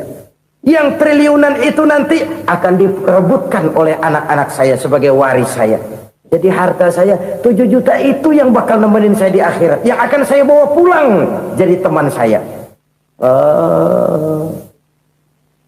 Saudara-saudara kaum muslimin, jangan-jangan orang tua itu adalah kita-kita ini. Jangan-jangan kita-kita ini adalah orang tua itu. Jangan-jangan itu potret dari diri kita masing-masing. Dari sekian umur yang diberikan Allah, berapa tahun yang ada nilainya di hadapan Allah. Dari sekian anak-anak yang merupakan amanah, berapa yang akan mendoakan kita sebagai orang tuanya menjadi anak soleh. Dari sekian banyak harta yang diberikan Allah, berapa yang akan kita bawa pulang menghadapnya nanti, yang kita belanjakan di jalan Allah. Ini sebuah potret kehidupan. Karena itu kita kembali kepada la haula wa la quwwata illa billah. Kita wajib berusaha, kita wajib berikhtiar. Selebihnya segala daya dan kekuatan hanya milik Allah saja semata-mata. Satu kesadaran batin dari setiap pribadi muslim. Setelah ia berusaha dan berikhtiar, ia menyerahkannya kepada Allah Subhanahu wa ta'ala. Jadi satu sisi ini merupakan wiridan ucapan yang mengandung pahala, pada sisi lain ini merupakan sikap batin dari seorang muslim di dalam ia menghadapi realitas kehidupan ini. Saudara-saudara kaum muslimin rahimakumullah, kalau ini kita jadikan satu basis kehidupan, maka ini akan menyelamatkan manusia dari kemungkinan tergelincir menjadi orang yang lupa diri dan lupa darat. Sebab itu Imamul Ghazali berpesan, jadidis safinah fa innal bahra amiq, wa khuziz zad fa inna safara ba'id, wa khaffifil hamla fa innal hamla sadid. Perbarui selalu kapalmu karena lautan sangat dalam. Bawa bekal yang banyak karena perjalanan ini sangat jauh. Ringankan beban karena kebanyakan beban akan menyakitkan. Alangkah indah kalimat ini Alangkah dalam makna yang terkandung di sana. Perbarui selalu kapalmu karena lautan sangat dalam. Apa artinya ini? Jaga mentalmu baik-baik. Pelihara imanmu baik-baik karena hidup penuh cobaan seperti lautan. Kita kalau berlayar di lautan kan kadang-kadang tenang, angin bertiup sepoi-sepoi basah. Jika malam datang, bintang gemintang bertabur menghias cakrawala. Rembulan memantulkan sinarnya dengan indah. Dalam keadaan begitu berlayar enak. Tapi lain saat ombak menggunung, halilintar menyambar, angin topan bertiup. Berapa banyak sudah saudara-saudara kita yang tenggelam di lautan dunia tanpa sadar bahwa dia belum sampai kepada pantai yang akan dituju. Berapa banyak sudah saudara-saudara kita yang tenggelam di lautan dunia ini tanpa sempat bangkit lagi. Dia menyangka sudah sampai kepada tujuannya. Hati-hati kapal jangan sampai bocor karena lautan sangat dalam. Iman ini jaga baik-baik karena hidup penuh dengan ujian. Wa khuzizat fa inna safara ba'id. Bawa bekal yang banyak karena perjalanan sangat jauh. Saudara mau ke Bandung, bawa duit. Saudara mau ke Surabaya, banyakan lagi duitnya. Saudara mau ke Mekah, gepokan, iketan tuh duit, nggak lembaran lagi. Makin jauh perjalanan, makin banyak bekal yang harus kita bawa. Kalau saudara dari Jakarta mau ke Surabaya, kagak bawa duit berangkat juga, itu sih bukan berani namanya, nekat. Sampai Surabaya belum tentu, sengsara di jalan udah pasti. Kenapa? Nggak bawa bekal berangkat. Sama juga kita nih, misalnya belum sempat sembahyang, mati. Waduh, berani banget orang. Belum punya bekal, mati. Sengsara di jalan. Atau bekal tidak cukup. Dari Jakarta saudara mau ke Surabaya, bawa duit 500 perak. Paling jauh Cikampek nyampenya itu. Paling jauh itu. Antara jauhnya perjalanan dengan bekal yang saudara bawa tidak seimbang. Hidup ini perjalanan panjang. A walking tour. Dimulai dari alam arwah. Sebelum jasad diciptakan, roh diciptakan lebih dulu. Dari situ pindah ke alam rahim. Dari alam rahim pindah ke alam dunia. Dari alam dunia pindah ke alam barzah. Baru menuju akhirat. Satu perjalanan panjang. Kalau bekal tidak bawa, sengsara di jalan. Bawa bekal yang banyak karena perjalanan ini sangat jauh. Wa khaffifil hamla, ringankan beban karena beban itu cuma akan menyulitkan.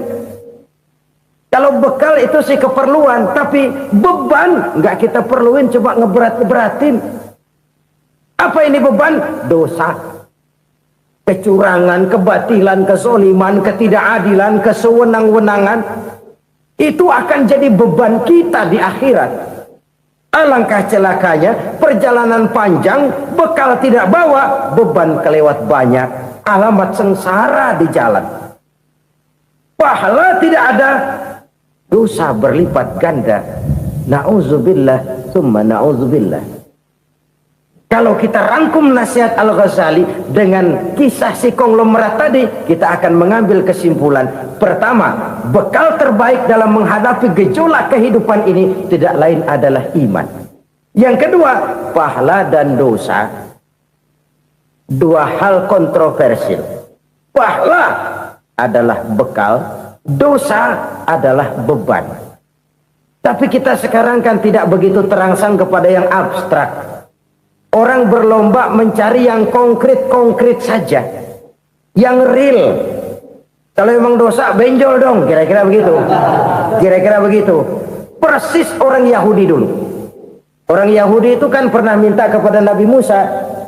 Ya Musa, lan nu'mina laka hatta narallaha jahrah. Musa, kami nggak bakal mau beriman kepada Allah kalau belum kami lihat Allah ada nongkrong di depan kami.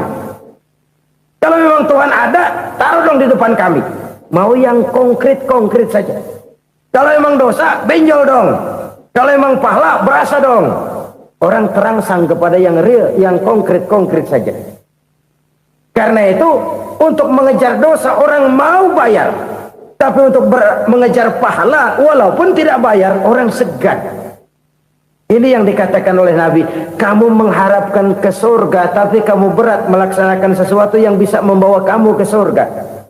Kamu ingin jauh dari neraka tapi tiap saat kamu lakukan perbuatan-perbuatan yang justru menjerumuskan kamu ke neraka. Idda'aitum an-najata minan nar wa ramaitum fiha anfusakum. Kamu ingin selamat dari neraka tapi kamu lemparkan diri kamu ke neraka. Kamu ingin masuk surga, tapi berat sekali kamu melakukan perbuatan-perbuatan yang bisa menyampaikan kamu di surga. Saudara-saudara kaum muslimin, rahimakumullah. Jadi hal keempat yang merupakan perbendaharaan surga adalah la haula wa la quwata illa billah. Satu sisi ini merupakan ucapan yang memperberat timbangan akhirat. Pada sisi lain ini merupakan sikap hidup seorang muslim. Kesadaran batin yang sangat dalam bahwa tidak ada daya dan kekuatan kecuali Allah. Dan itu kita simbolkan pada saat memulai pekerjaan dengan bismillah, dengan menyebut nama Allah. Satu kesadaran moral, saya hanya bisa melakukan ini karena diberikan daya dan kekuatan oleh Allah. Lahirlah sikap tawadu, rendah hati, tidak melonjak menjadi angkuh dan sombong. Saudara-saudara, sampai sini dulu jumpa kita kali ini. Semoga 4 perbendaharaan surga ini dapat kita lakukan, yang kelak akan merupakan bekal kita di kemudian hari nanti. Amin ya rabbal alamin. Terima kasih atas segala perhatian, mohon maaf atas segala kekurangan. Usikum wa iyaya bitaqwallah. Wassalamu alaikum warahmatullahi wabarakatuh. Waalaikumsalam.